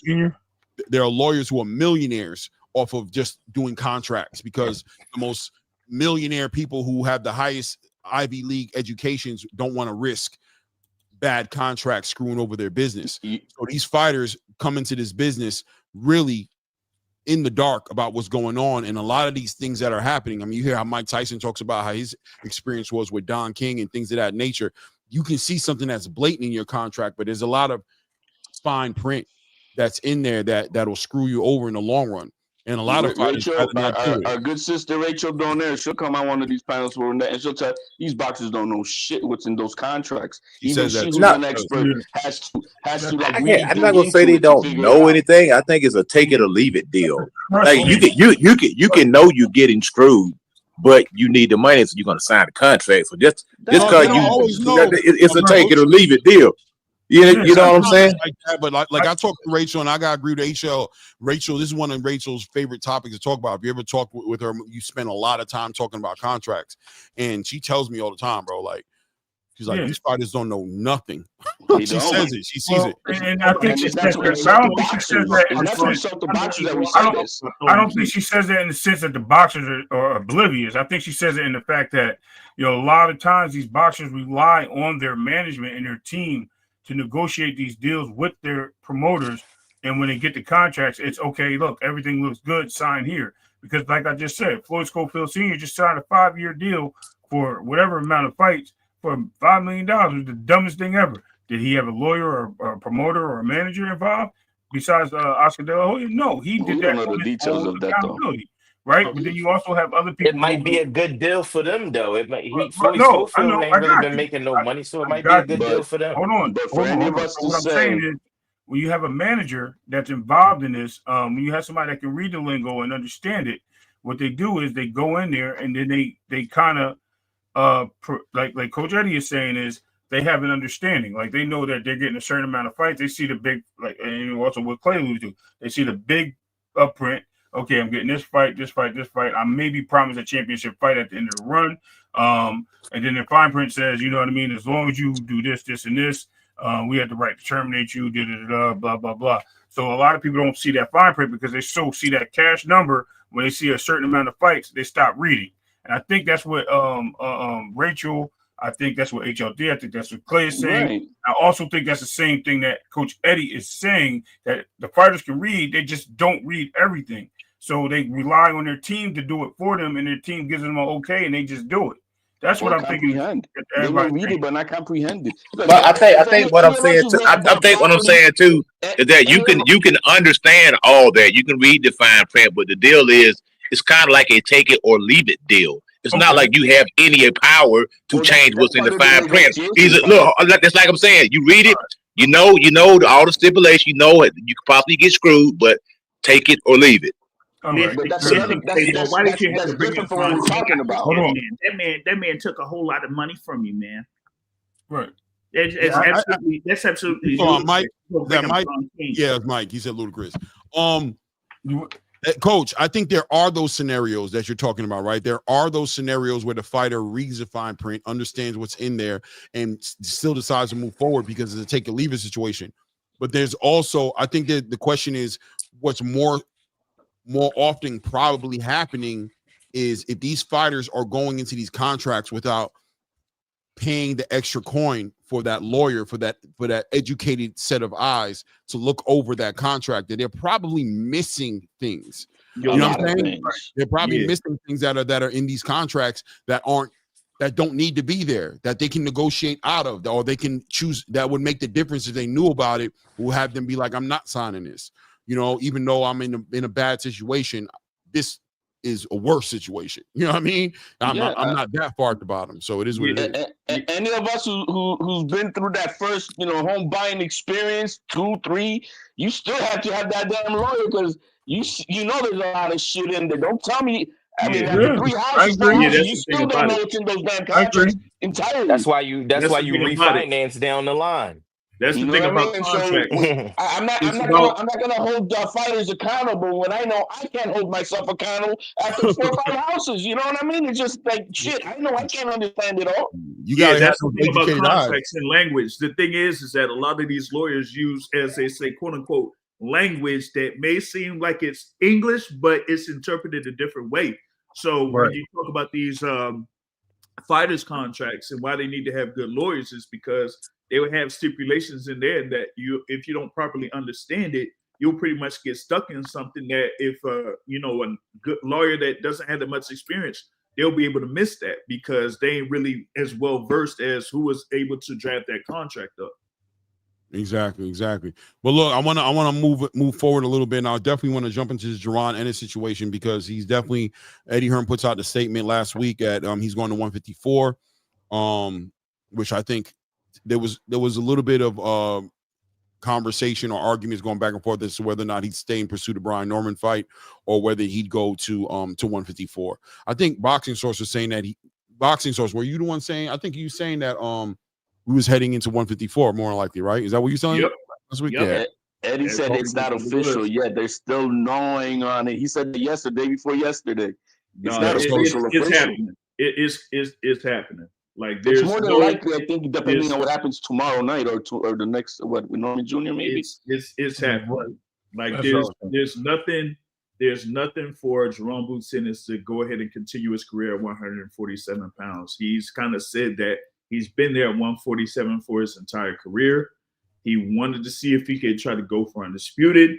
But given what happened in his circumstances from last year and then being able to have this thing this year, he's like, well, if you're going to have Mario Barrios fight Manny Pacquiao for the money, if you're going to have, Brian Norman Jr. fighting in about a couple days, then he's not going to wait like another 6 months in order to try to get down to 147 pounds. So he's going to go to 154. He has an opportunity. He could have an opportunity to fight for a world title at 154 pounds, but it just depends on the situation and how things work out with one of the sanctioning bodies on that. And no, it's not the IBF. No, so it's the WBA. Right. So with that being said, those arrangements are being made to see if he could get that particular fight done, I would say. And from that particular point forward, he's going to campaign at 154 pounds. It's sad to me what he's going to do. He's going to go fight Tellez for the WBA interim and then just wait for the email belt once Crawford vacates. I don't like that move. What is there not to like about that move? If Terrence I love that move. Go fight someone with a pulse. No. Somebody with a pulse? No. Bro, Yoenis Tellez is not no lame. Come on, stop. Bro, what is it? He's just Why young. do you hate He's just so young and wet. much, dog? Listen, at the end of the day, that is the move, in my opinion. I don't know if that's going to be the move, but yeah, Yoenis Tellez is the move, man. You go fight him, you get an interim title, and you win either way. You either A, become the mandatory for Terrence Crawford if he comes back on the back end of a loss or a victory with Canelo Alvarez. If he comes back on a loss to 154, we know Turkey Al-Sheikh wants to put a huge bag. That's another huge bag for Terrence Crawford that it could be there. The same way that people didn't think Canelo would fight Terrence. Terrence might fight Jeron Ennis if you get in the way. Number two, if he does go ahead and vacate the belt and he moves on, then fine. He gets upgraded to WBA champion. He's immediately in the conversation for unifications. And the 154-pound weight class division is way more open to make these unifications happening than what we saw at 147. I don't think he fights an uphill battle to fight a Xander Zayas, George Perez winner, or fight him. Definitely no problems fighting a Murtazaliev, or even fighting a Sebastian Fundora, Tim Tszyu winner. I think all those fights are fights that can legitimately be put together. His strategic best move is to jump on that interim title. Nothing else makes sense. If he goes and fight Murtazaliev, there's no reason to do that. That's the boogeyman. If you want to, I'm look. He's the boogeyman. Why do that? Why would Eddie Hearn? Why would Eddie Hearn, or that fight is a way bigger fight and way more money behind it as a unification fight than him just challenging for another IBF title where he has to deal with rehydration clauses and all types of nonsense when he could just sit there, go fight that fight against Yoenis Tellez, get that WBA title. Now he can unify with any of the other titles in the division. All he has to do is be patient, defend that title, or do whatever he has to do, but he can be patient, wait for Terrence Crawford and Canelo Alvarez to manifest in September. That's a few months away. He's trying to fight conveniently enough in September and August as well. So right around the same exact time, look, bro, this is a gamble. It's a throwing of the dice, but I think it's an educated a gamble. Makes sense. I'm not in favor of any of my fighters going for no damn welfare belt. I'm not down for that at all. Man, David Benavidez just did it. You guys celebrate him all the time. I'm not into that at all. David just went and grabbed up a WBC title and fight nobody for it. Who's that? David Benavidez. That bum, bro. Stop, bro. Don't even bring that in the conversation. Clay, I think I thought he was a fan. He cracked on him. I'm not going to even argue. Go ahead, Clay. I think that will be like what the boxing source is saying about how Boots wanted. First of all, he always complained about being the email champ. Yep. He wanted to physically take a belt off of somebody. He accomplished that with Stanionis. His next goal was to become undisputed. He sees that Brian Norman is going in this direction, and he sees that who's the other champion? Mario Barrios. Mario Barrios is going into this direction.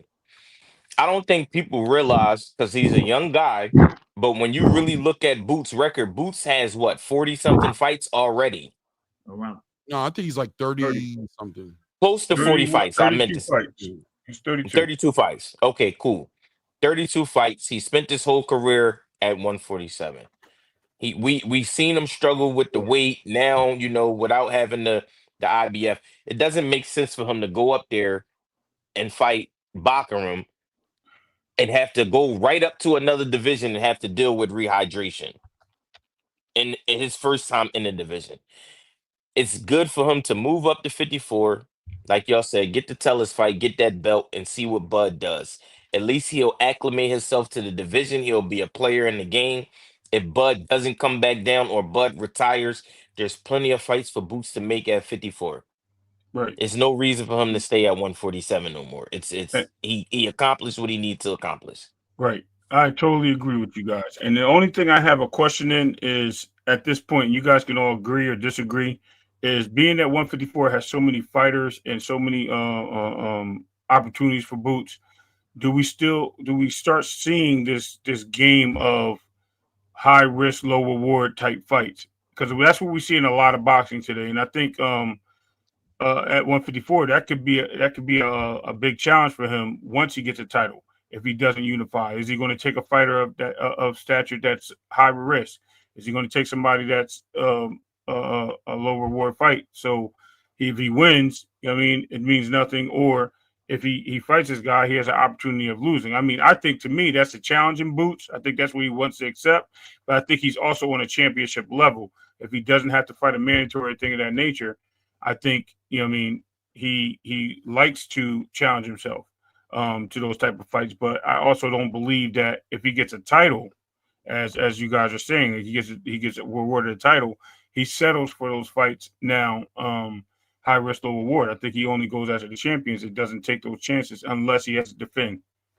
All right. How about this? If it isn't Yoenis Tejas, what about Jesus Ramos as an opponent? Oh, absolutely. Love it. That's a great opponent. But once again, I think that's a great opponent. Listen, 154, one thing is not going to be is light in fights he can have. Right. There's fights there for him to do. The question is, with Eddie Hearn managing him and with him having now, I believe at 154, he is going to allow the people who he's hired to move him around in that division because it's strategy. It's chess, not checkers. Jesus Ramos is a great fight for Boots Ennis, but at the end of the day, if you can leverage the titles you have at 147 to maneuver more intelligently and work smarter rather than harder in a division that's a hornet's nest, there is no cherry pick at 154. If anything, the closest thing you might have to a cherry pick might be a Yoenis. You know what I'm saying? But he has a belt at least, right? Because Ramos don't have a belt. Exactly. That's what I'm trying to say. In that sense, I agree. What about Xander Zayev? I mean, I can't talk about Xander myself until what happens after he does his thing with Pettis. So I'm not gonna put him in the. Once my man gets crowned and he's proven himself, you'll hear me barking. But until then, I'm gonna reserve. Oh, you I reserve think on him moving right? up and getting a belt would solidify him in that division. And what Eddie can do with that once he's a champion, like Ray said, higher risk, low reward. I think once he positions himself to become a champion, possibly the A side, we already know that he can sell out in Philadelphia. Well, the word on the street is that his deal, he has an option on this fight. I was gonna ask about that because I know his contract is up too. yeah. So he has the option. So so if he gets the title, he's extending his contract. Well, I don't know about all that. I don't know. That's a stipulation, and everybody's contract is different with the promoter. Yeah, it's different. So he has an option. So if Boots takes a fight that doesn't have a title involved in it, there's an argument to be made that he don't plan on renewing his contract with Eddie Hearn. Well, he can still have the option of not renewing with Eddie Hearn, even with the belt. We don't know those details. That's the thing. Because he was at that show. How do we feel? He did have 3 in an optional. Hey, you know what? Now this is just a thought. A lot of these big time promoters and these networks, they can't. It seems like to me they're trying to get away from dealing with fighters independently and trying to make them go through that mediator, which is a promoter. He's trying to restructure. You know what I'm saying? Like even my man that said, who was it? Richardson Hitchens said, you got to, if you want to come with me, you got to go through Eddie Hearn. Right. You know what I'm saying? So I don't think they want these fighters, the power that be don't want these fighters dealing directly with the plug. You're going to have to go through the middleman. They're trying to maintain that status quo. You're not going to X these promoters out. We're not going to deal with you and your father independently. They don't want to do that anymore. That's the same thing like in the streets, man. If the plug has been helping you out and then you want to go to the main source and shit, come on, man. You trying to cut the middleman out? You know you're going to get in trouble with that shit. Oh, yeah, so bro. It's the same thing here. It's a business. Everybody's going to feed. And when you try to threaten somebody's bread, they're going to come at 100%. You. 100%. See, we agree. Oh, HLD is easy. Listen. If the conversation ain't Tiafimo, it's good boxing talk with HLD every time. As soon as Tiafimo come up, it's like, I start rolling my head. As soon as I talk about Tio, I go just like this with HLD. Look, you done did it now, It's going down. Because the same facts don't rub well. It is what it is, man. It is what it is. I'm not gonna accept it. I know what it is, bro. I don't it's all love, man. But so listen, so that being said, and I don't want to segue out of this, right? But I mean, okay, fine.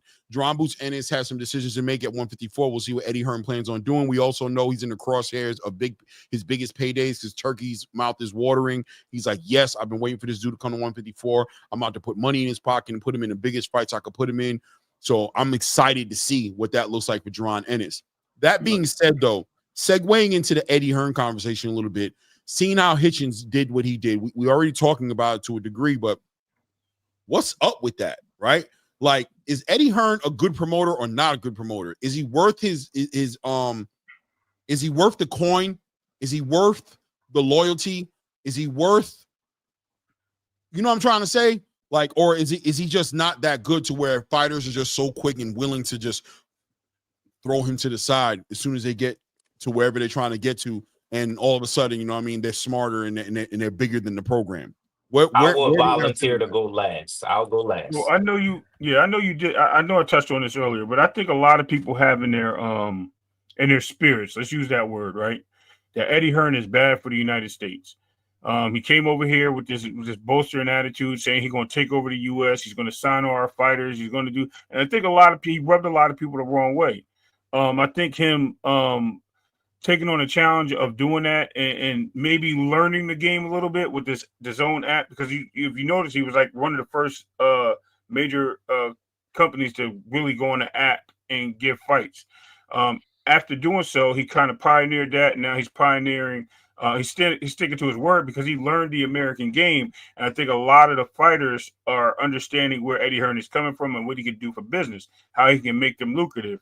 And I think at the end of the day, they see that, and then they still see sometimes that he goes back into his British ties and how he maneuvers fights over there, and it's not working here so much because certain fighters are reluctant to cross business lines, across the street, whatever they want to call it. And I think Eddie pushes for everything. He'll sit there, he'll sign for the fight, he'll do everything to cross the lines. But a lot of these other promotional companies don't want to do that. With Turkey Al-Sheikh at his back, it does help a little bit, but at the same time, you know what I mean, if you can go straight to Turkey and be an independent fighter, which Coach Eddie just mentioned, that a lot of people don't like that. Turkey is willing to put on an independent fight. So why would I need an Eddie Hearn? Why would I need a Al Heyman or a Bob Arum in Top Rank? I can just go straight to this guy, and he's going to pay me the money I want. I can still fight on these guys' cards and still be a part of their promotional company without even being signed to them. So why not?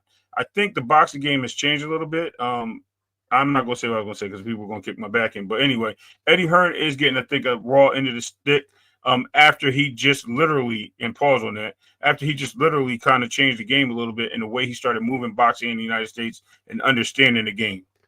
I think Eddie Hearn is a great promoter, and he's great for his fighters, and more on a personal level, he's great with them because he's always in tune with them.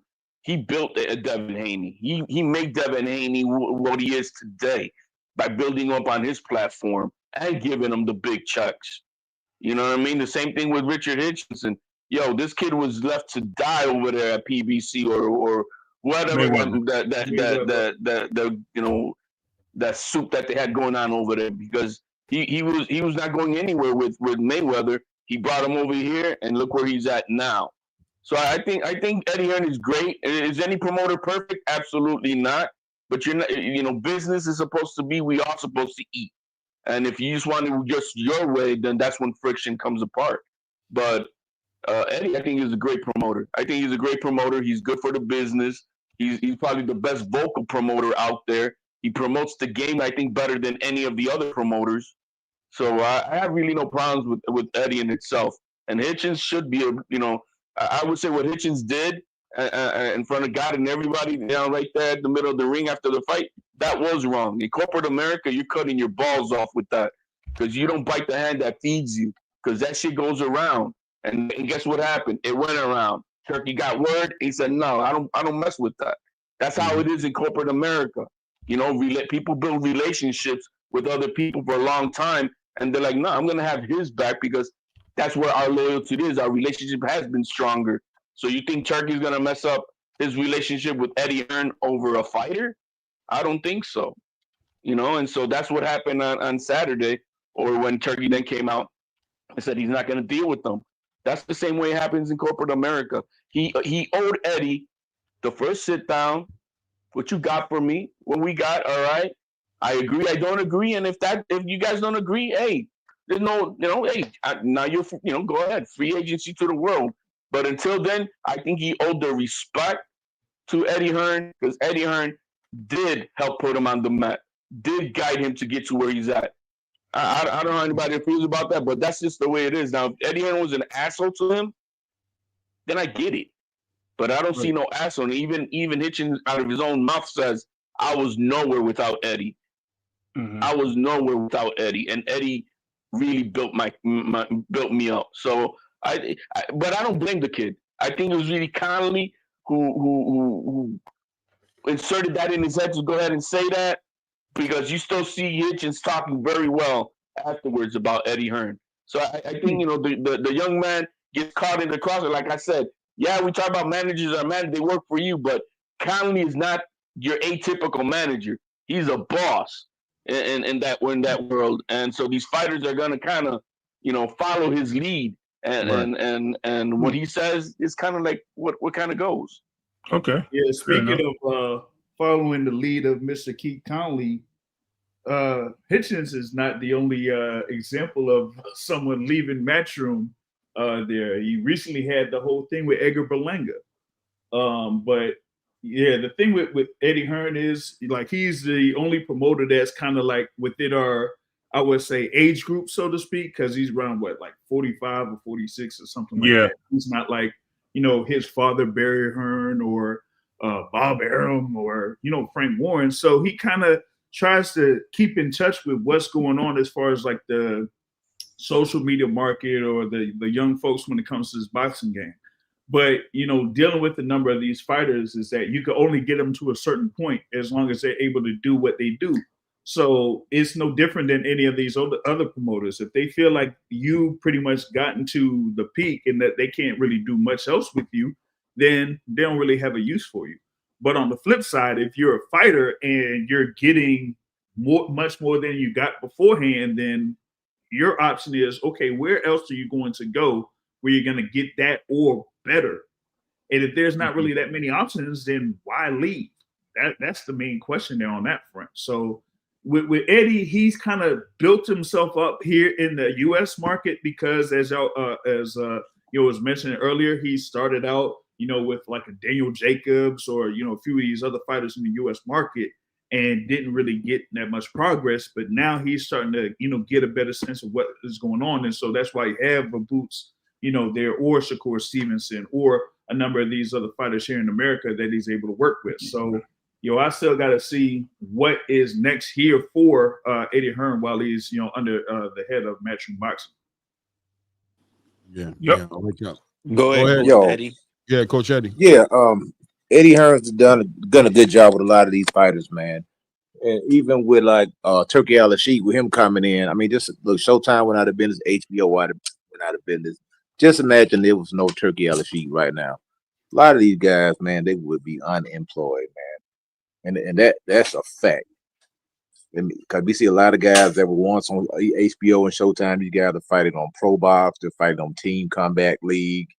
They're trying to any way that they can, you know, get some TV time and get a paycheck.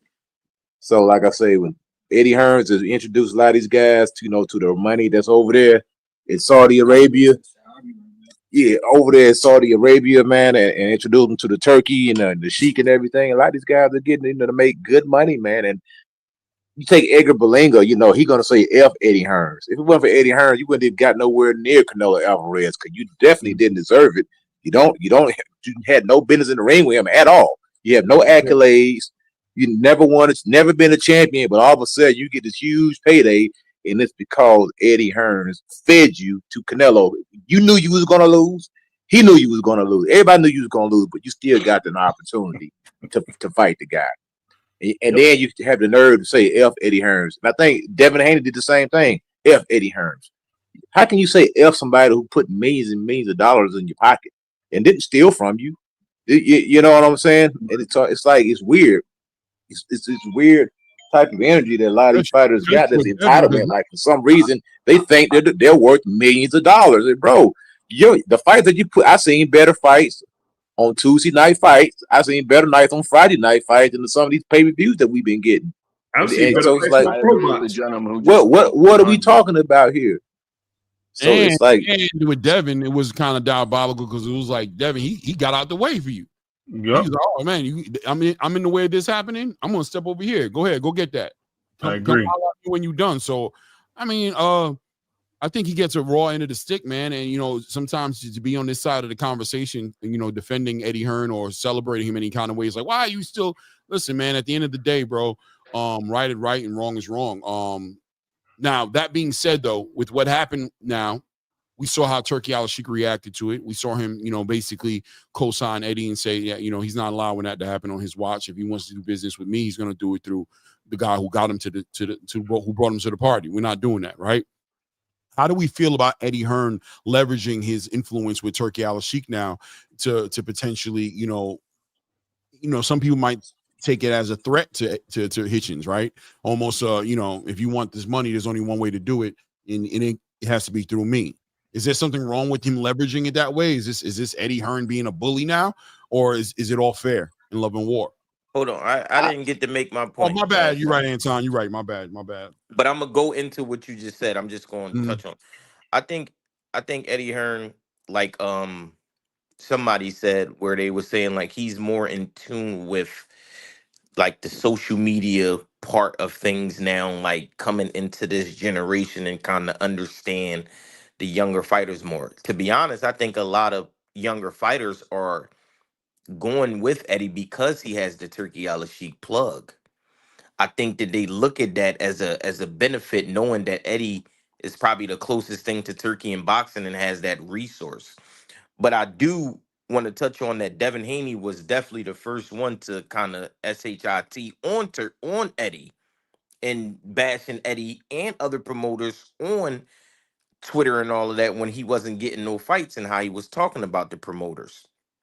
I do think Edgar Berlanga, he's just an anomaly. But I kind of look at things like this. I want to kind of let the Richardson Hitchens situation play out because maybe he just want to test the waters, hear some other offers, but he might have a plan to go back with Eddie. He's young. He's probably just trying to see what's out there and then kind of double back and like this is the right deal for me. I do think both of them was wrong. I think Richardson Hitchens was wrong for what he did, and I do think Eddie was a little bit wrong for what he did.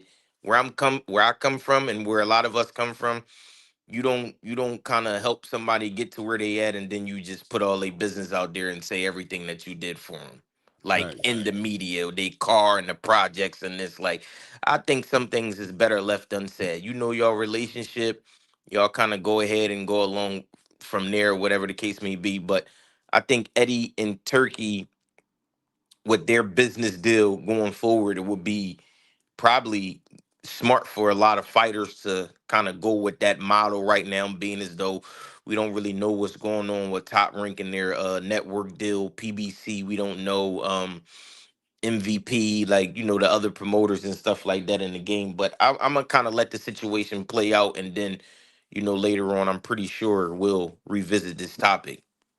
Yeah, Agree. I like that. And just to touch on, I think even Frequent had a good comment. I do also want to say, I do think Devin and Eddie got on the two opposite sides of the street on their conversation. I think Eddie was just fed up with the way that he allowed Devin to move. And I think the words that he said were a little harsh, and Devin being a little young took it a little personally because it wasn't Bill that actually made the comments. It was actually Devin that actually responded to Eddie. And as you've seen, I don't know if you guys noticed just recently, Bill and Eddie are actually shaking hands. They're still working with each other on to some degree because I think it's contractual, even though I think he claims to be a free agent. But what Devin did was totally wrong. Ultimately, just to say the least, and I agree with all of you guys. I think he was the start of all the nonsense. Yeah. I think the Berlanga situation is that one anomaly that got away from got into free agency and signed that deal directly with Turkey. And I think what Turkey did with the Hitchens thing is to put a dam on that river so it don't happen again. You know what I mean? I like so that. I think that's what he did. Good point. That's what I was saying earlier, actually, kind of, Clay. No, I hear you guys on that. I like that point, HL. That holds some weight, though, because he already kind of had a situation with Edgar Berlanga where, in a way, Turkey played a bad role in that one, right? Kind of like facilitated the spacing and gave Edgar Berlanga the confidence and moved away. He moved, and even to watch Edgar Berlanga kick Eddie, you know what I mean? Now that, you know what I mean? Like he's throwing shots kind of similar to the Teal situation. Teal is he owns Top Rank 2 fights of percentages, but he's he's not under their umbrella no more in that sense. So he's trying to stop that because it seems like a lot of fighters were trying to do that, trying to cut the middleman, just have to pay their manager or their attorney and no promoter, and you don't have to pay that other extra 20%. And so that's what everybody's kind of trying to do, which is, I mean, smart if you think about it. But these guys have been in the business forever. You're not going to cut them out. They're going to cut you out. Yeah, And this is not the first example that we had. We seen it with Terrence Crawford, top rank. We seen it with Tank and Floyd Mayweather. We seen Shakur in top rank. Like some people start to kind of, like Keyshawn Davis. You get to a certain spot and you start to stick your chest out and you kind of forget who helped you get to where you at. Good point. Yo, I like that. Great point. Yeah, and like I say, it's just like unions. You got, unions, and you have non-union workers. Union actually raised the scale of the non-union workers because they got to compete. So when Eddie Hearns and Turkey Al-Sheikh did, they basically raised the pay level of all fighters because now they have to compete for the fighters now. And they say, look, we got this guy over here, Turkey Al-Sheikh, who's paying X amount of dollars, and he's basically recruiting a lot of talent, a lot of high caliber fighters right now. So now it's forcing, the top ranks, it's forcing the PBCs to have to look at their business model. Be like, look, if we want to retain our talent, we have to do X, Y, and Z. Because now we have a new player in the game who's making a lot of waves. And we got to keep it 100. If Turkey Al-Sheikh was not here, the boxing space will be so much different right now because the networks are gone. HBO was a huge player in boxing. Showtime was a huge player in boxing. PBC, they're still hanging in there. They kind of dwindled down. I heard some rumblings that they may be losing their deal with Amazon. I don't know how true it is, but somebody did, release that information. I hope not, because that's the way these fighters make their money. So we need, the more networks we have, the better off it is. And Turkey, I think that's another chapter. I think there's another chapter that we're going to see these top ranks and PBCs and maybe even Golden Boy at some point. But I think when you look at Golden Boy, the way he kind of delivers it, he's very Oscar profits.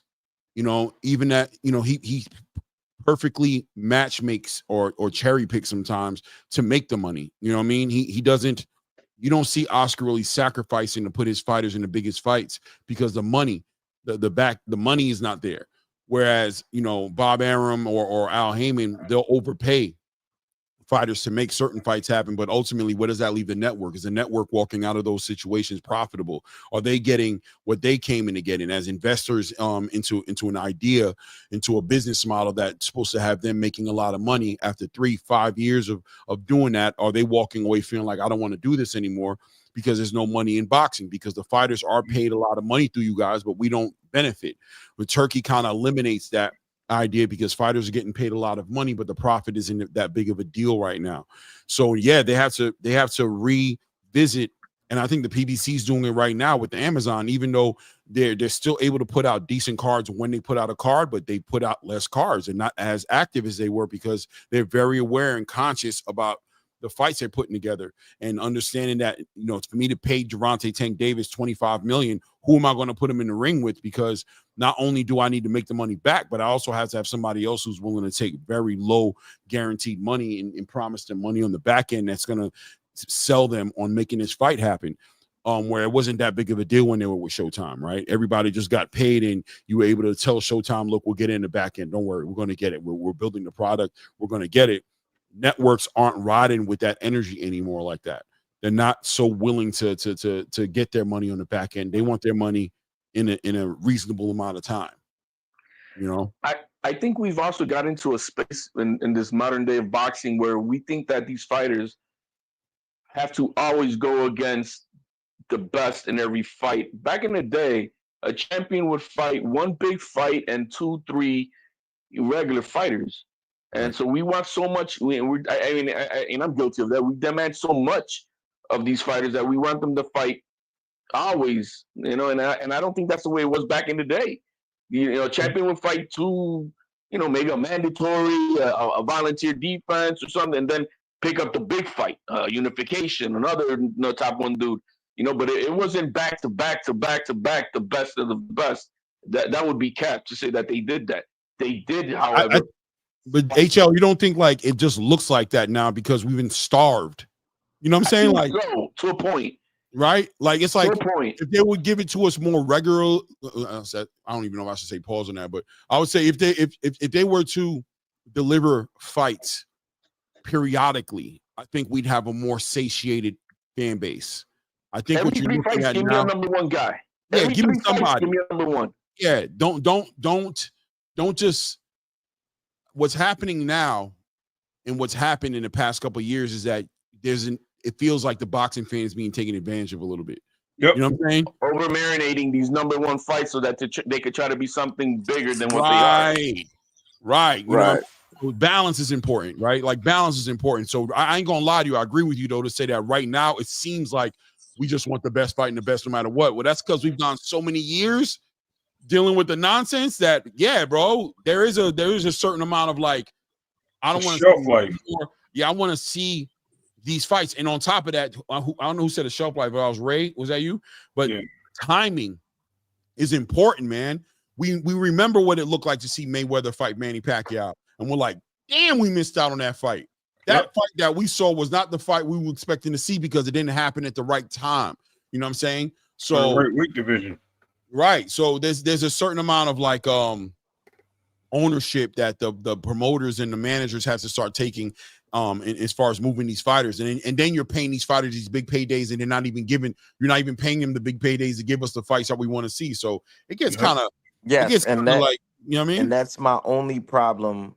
That's literally the only issue that I've ever took on a stance with Turkey Al-Sheikh.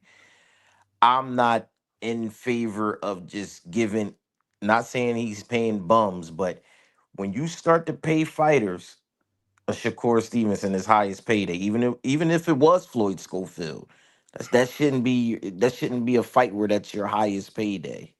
You understand what I'm saying? He's not to the level of that person, whereas though that should be that. So you for the Josh Padley.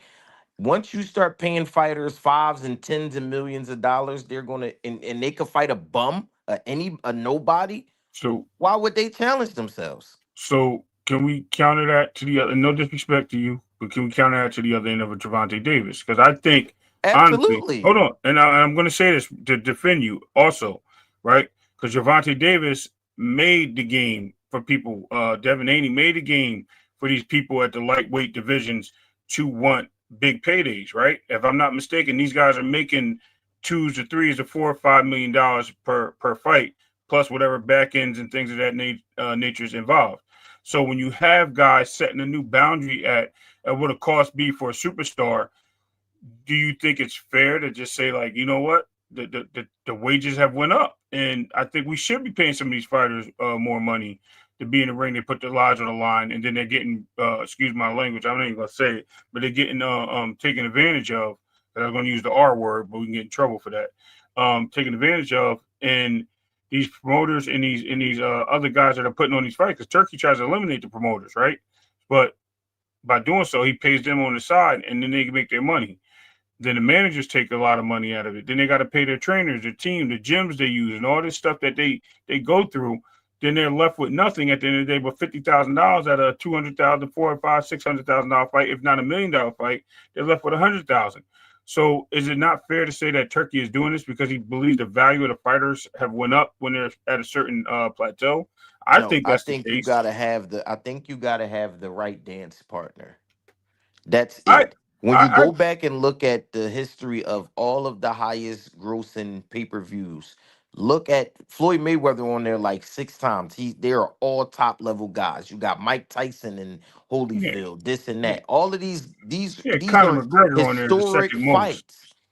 These are historic fights. Yeah, Conor McGregor was a powerhouse, and that was a second. That was the second because biggest he was fight. so big in the UFC. Yeah, he was the biggest thing. He was the biggest thing to ever hit the UFC. He was the biggest thing. So he brought a whole country with him, bro. Conor McGregor was worth every penny. Conor McGregor made his biggest payday ever. Completely ruined his MMA career because he's never come back to fight again the same way since that fight. Exactly. I just think it's the dance partner. That's it. Like, I don't have a problem with fighters getting paid. It has to be a dance partner. At the end of the day, when we're talking about the money in boxing, we're talking about the business. And we're talking about the business, everybody doesn't operate. Like Gervonta Tank Davis, when it comes to the money he gets paid, he very well may have earned it. Like he puts the assets, he sells the pay-per-views. You can say whatever you want about Tank, but at the end of the day, when it comes to the business of Tank and being involved with Tank, there's a reason why the PBC is kisses his ass, and why he's moved the way he does. He's bringing them in money. He is. He's doing it. He's efficient. He's probably one of the only. Tank, we never seen him throw a stinker in a fight. Like regardless, right. Even in his last performance, it was a fight. You know what I mean? We didn't see no time in Haney. We didn't see no William Skull type of shit. And that has nothing to do right there with the dance. I mean, with those with the dance partners, those fighters that were the A side were running around, and what are we doing? You got to perform, and I think that's why he came out the way he did. Now, do we need some good dance partners for big fights? Absolutely. But what happened on May 2nd had nothing to do with that. No, that was just like, hey, I'm gonna steal the bag, take the pay-per-view money that my money, and run with it to the next one. And I'm like, bullshit. So there's a little bit of both. I'm not gonna say that. Yeah, you do need a good dance partner for a big mega fight if that's what. But to put on a performance. The fighters gotta. You getting paid, motherfucker. So this is a speaking of, right? And I want to see a fight. So what I'm saying is, right? We have Frank and Tank, which were two, I think, marquee names in the game, right? That fight did less than a Gervonta versus what's the name, Luis Garcia. You know what I mean? It did less than Hector Luis Garcia. It did less than, it did less. It did less. But it was still an exciting fight, yes, it did. Yes, it was did. still an exciting fight, though, right? Wait, I know what I'm saying. I'm not talking about the excitement of the fight. We're talking about the money driven. Hold on, we're talking about the money driven. To you guys' point, that's why I said it's not true. So we can't say it's always about star power when you also have guys. I know he was a champion at a lower division, but I just want to be clear. Hector Garcia's fight with Tank Davis did better than Frank Martin and Tank Davis? No. Yes, it did. Pay-per-view wise and money-wise was a bigger fight than Frank Martin. Yes, it was. No way. Okay. I gotta look that up. Okay. Yeah, we gotta look that up. Get to that. I'll look it up right now and I'll put it in the chat. I guarantee you. But Ray, your rebuttal was to HLD saying that Tank it was to you. Giving us a boring he just started fight. talking after you finished. That's why I said no, it wasn't. I didn't mention Tank though. No, you did. You said about his you were talking about his fighters being his fights being exciting and him being and fighters and not him generally, but you're saying about him being exciting, but you also said about the bigger paydays about fighters having to fight each other in that sense. And I was talking about that together, like fighters having to have a right dancing partner. Is what I'm saying is Frank Martin, I think, was a better dancing partner than Hector Luis Garcia, and that fight generated more money, is what I was getting at.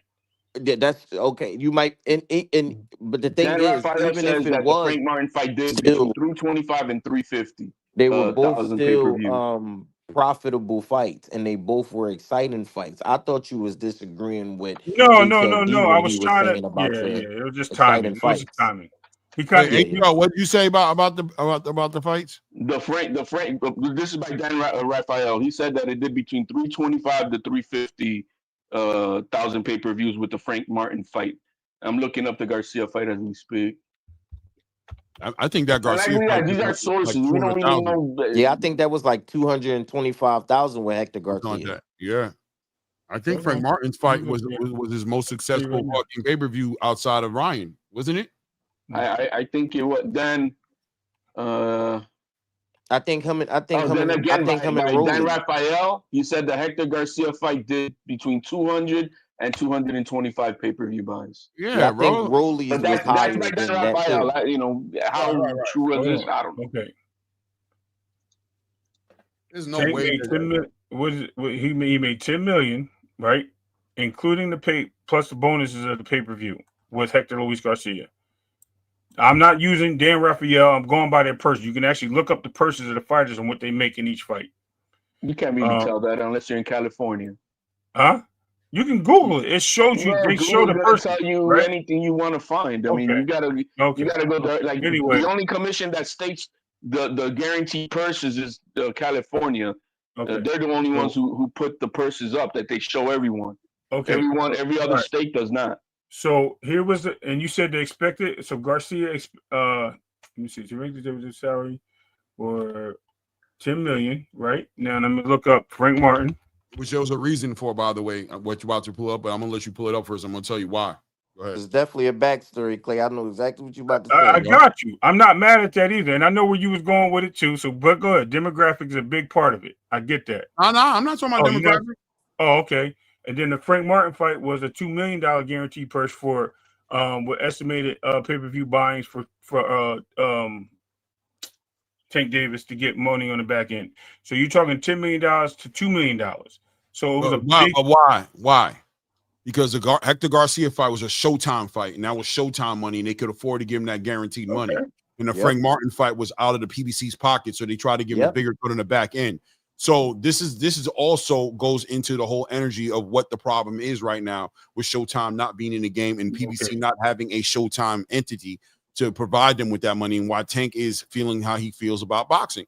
Disenchanted with the space because he can't get that guaranteed money that he was getting over there. And that was also in that last year, so that it was easy to give him that money then because they were just spending the whole bag at that point trying to bolster up their product to convince Amazon to get into the same situation, which I think shot them in the foot because in reality, I think Amazon used that last year of great events, but no money being made for Showtime as a reason as to why they won't give PBC a budget today. Like, y'all screwed them over.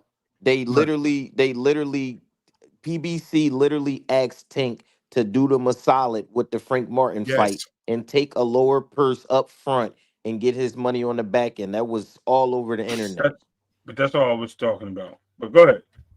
Yeah, but in essence, in reality, as far as like asses and seats, pay-per-view sales, interest, popularity, the Frank Martin fight did way better than the nobody cared about the Garcia fight. They knew that fight was a stay busy fight for him until he can get in there with the real fight they wanted to see, which was Ryan Garcia. Right. I'll go to boxing scene. Doesn't boxing scene say that they did like 150,000 pay-per-views? Oh, Frank Martin? Hold on. Yep. No, they did like 225. Boxing scene has turned into a joke. No, they clearly said that Devin and Ryan outsold him, but everybody was in. Shout out to Ryan Frazier who said that the Frank Martin card had David Benavidez as a card. There's no way in hell that card did better than that. Hold on. No way. And if I'm not mistaken, Jeron Ennis was on one of them undercards. He was on there. He was on the one that for the Hector Luis Garcia card. That was the first Chicagoan fight. Okay. And wasn't Isak Cruz on that card as well? That was a good card. Yep. What on the DC one? Isak was on that card with Benavidez. On the Benavidez one. Yeah. Right. So that card was lit, man. There was no way that card did worse than the Hector Luis Garcia fight. It is what it is. It is what it is. But the highlighting that guarantee is a big deal right there. Benavidez was on that card too, though. On the I thought Hector Luis Garcia. No, he only fought on one of Tank undercards. Yeah, only. You had the Demetrius Andrade. That's okay. Fight, and then you had the Rashidi Ellis fight on there, and then Boots versus Chicago. Yeah. That's what it was. The Boots was on there. Okay. Yeah. And that's what Devin and Ryan, after Tank and Ryan, that's what Devin and Ryan tried to capitalize off of those pay-per-view numbers. But Ryan antics and everything leading up to the fight and everything that happened in that fight was why they wasn't able to, that 1 point, whatever, how many ever million pay-per-views. And that's what Oscar was talking about. So they tried to capitalize off of that. But everybody needs a dancing partner, man. You look at the biggest fights, they got dancing partners. You can't just pay somebody such and such and then think that they're going to go out there and you're going to get the best performances or whatever, and I could just snatch this bag. Listen, if my job tell me today or tomorrow, Clay is a truck driver who we drive for, if they tell me today or tomorrow, Anton, go to the lot, it's 100,000 sitting in the case for you. You ain't got a ride today. I'm going to get that $100,000 and I'm going home. I'm going home, bro. I see you later. No pre-check, no nothing. I'm out. I'm out. I'm out. Yeah, man. Incentive is something significant in the boxing space, and I think Turkey's learning that. I think he's learning that the hard way. You know what I'm saying? That he's realizing that, you know what? I got to remember to keep that incentive there. I can't, pamper these fighters too much because they come from a space of necessity, of need. And that's what drive them. Driven fighters is what make boxing great. You take the drive away from a fighter, then you compromise the integrity of the sport by doing that. You might have good intentions in it, but there's something, it's just like like I don't have my dog now, she rest in peace, Lola, but I've always been great with my dogs, and I always compare my kids to dogs. My kids hate when I do that. But I say, dogs are the easiest animals to deal with, in my opinion, because they're incentivized. And I think most people operate the same way, but we don't acknowledge it the way we should. You incentivize a dog, you don't starve him, but you don't overfeed him and make him fat and lazy, and you don't reward him for shit he doesn't deserve a reward for, because you take away the value of the reward, and now you can't train him accordingly. You know what I'm saying? You have to build value in it. You get a dog to do a lot just for a kibble. You know what I'm saying? For a kibble, a dog will do anything. But you see him fitting bowls of kibble, you take away the value.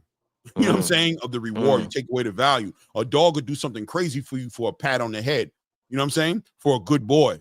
But if you just good boying him, if he took a dump in your crib and he's still getting good boys, if he pissed in the corner of your crib and he's still getting kibbles, then you know what I'm saying? Then where's your leverage at when it comes to getting him to be the best version of himself that he can be? And I translate that over into fighters and say the same thing, promising these guys millions and millions and millions of dollars and paying them millions of dollars for doing nothing. When it comes time for them to do something, what are you going to have to pay them to get them to do that? Astronomical amounts. Exactly. Yeah, that's why Tio was asking for 20 million and asking for this and all of that. Astronomical amounts, and it don't make any sense. Tio asked for 20 million. He asked for 20 million to fight Devin Haney. That was his father. That never came out of Tio's mouth. That came out of his daddy's mouth. Okay, I take that back. My fault. That is Tio, right? His name is still Tio. Yeah, you was ready to hold Jeron. You was ready to hold Jeron accountable for what Eddie said. So we're gonna hold Tio accountable for what his daddy said. Right. Then we gotta hold that. Then what Bozy said about Tio. We take that fight in a heartbeat. He did say that. Okay. Yeah, he said Fair that. enough. Fair enough. Yeah, he said that. He did say that. But at the end of the day, it wasn't Jeron. Just the same way it wasn't Tio. That's what it shows. Jeron is playing this slick, bro. That guy don't want to talk for nothing, so he can get away with a lot. But HLD, I got a question for you. Would you give Jeron Ennis credit for beating the Teofimo Lopez? Absolutely. It would be his biggest name on his damn resume. No, I agree with that. I agree with that part. I agree with that. But I'm just talking about as far as I know, he's an email champion at 147 and beat another email champion at 147. So what are we talking about? He ain't got another belt. Shots to Stanionis. Oh, that's diabolical. Hey, it is. All the champions at 147 are email champions. Yeah, they are. They are. That's true. Anyway, what else did I want to tap into a little bit? I think I'm going to leave it at that, man. I think we're about to close it up, and I have other stuff I want to talk about. Anything on Norman, man? We're not talking about our boy Norman, bro. No, tomorrow. Anything? That's why I was gonna. That's why I said I'm just gonna. Okay. I'm gonna go tomorrow. Tap in tomorrow. We definitely got to talk about Brian Norman and his fight with Jin Sasaki. I really want everybody's opinion. I don't know. I challenge everybody on this panel to go do a little bit of Me Too. I got to do it as well. I don't know a lot about Jin Sasaki. I've seen him in one or two fights. He's not a joke. That's what I'm going to tell you. Okay. I've seen about 5-6 fights right now. The kid is not a joke. He got thunder in both them hands. He got some power, Clay. The only thing where I think Brian Norman will have success is Jin Sasaki is going to be in front of him all night. Yep. He's not going nowhere. Yeah. Yep. All right, let's leave that down. I don't want to get too deep into it. I want to talk tomorrow. But yeah, I'm going to do my plus I want to do my due diligence. I'm going to look up some Jin Sasaki fights and watch him. This is one of those fights where I think people are talking about it, like talking past Jin Sasaki a little bit. And I'm wondering, I'm getting Tim Tszyu Murtazaliev energy. You know what I'm saying? Don't watch the Suki versus Sasaki, bro. Did you see the top I'm not trying post? to be funny. Seriously. Did any of you guys see the top ring post at Jin Sasaki? Nah. What? Oh, look it up. It smelled funky when I saw that. I'm like, wait a minute. Is Jin Sasaki your guy or is it Norman? Go look it up on top. I'm like, what the hell's going on here? Yo, we all got homework to do tonight. Yeah, we got some homework to do because I want to know. You guys look it up. Jin Sasaki with Top Rank and how they're announcing him. I'm like, what the fuck? That didn't sound right to me. That's what I'm saying. Did Norman walk into a little bit of a hornet's nest situation? Did he just? Nope. I don't know. We're gonna find. Sasaki is too. He stands in front of him too much. Now he can, like I said, everybody said he can clap. I don't want to build on it, but if you watch that fight with Suzuki versus Sasaki, it's funny, right? I think that was. It could be another Santillan type of fight, is what I'm looking at. Yeah, I'm saying. But Brian Norman can be hit too. I know. That's what I just said. That's what I was talking about. I was saying this kid hits harder than Santillan. I promise you that. But what I'm saying is, and like I said, we don't want to build on it, right? But if you watch that fight, you'll watch the first time that this is what I was saying about his power. Suzuki has never been down in a fight, even though he lost 2 fights. Never been down. Sasaki dropped him twice in that fight. So it is something to be keep wary eye on. We're gonna talk. We're gonna build on it tomorrow, man. Guys, I appreciate you guys being on the panel. Shout out to the boxing sword, HLD, Coach Eddie. Yo, you see, HLD got that volume down on his mic. Listen, as long as we ain't talking about T.O. too much, I know HL because I don't build they really helped me out because this is the first time I ever did that adjustment. And you guys tell me. I don't want to. I hate that I impose on you guys every time I get on a panel with my microphone. But if it worked, I'm glad. Nah. It did. It was a good panel today. Shout out to Coach Eddie, Anton as normal. You're off today, Anton? Yeah, I'm glad you just at 3:00. I got a business meeting, so I had to shout out. They gave me a little man. He in the Bentley today, Clay. Yeah. He pushing. Shout out to everybody, man. Panoramic roof. Show, man. That's how you listen. Little something. You work for a decent company. I ain't gonna lie to you. I don't like them. But damn it, I don't like them either, Clay. I'm just racking it. Trust me, I got my options. Right? I'm ratting, bro. Checks put perspective on it, don't it? Yes, sir. I appreciate you guys, man. Listen, man, we're building tomorrow. Shout out to everybody who's in the building right now. If you haven't subscribed to the channel, you're wasting time, man. Get that done.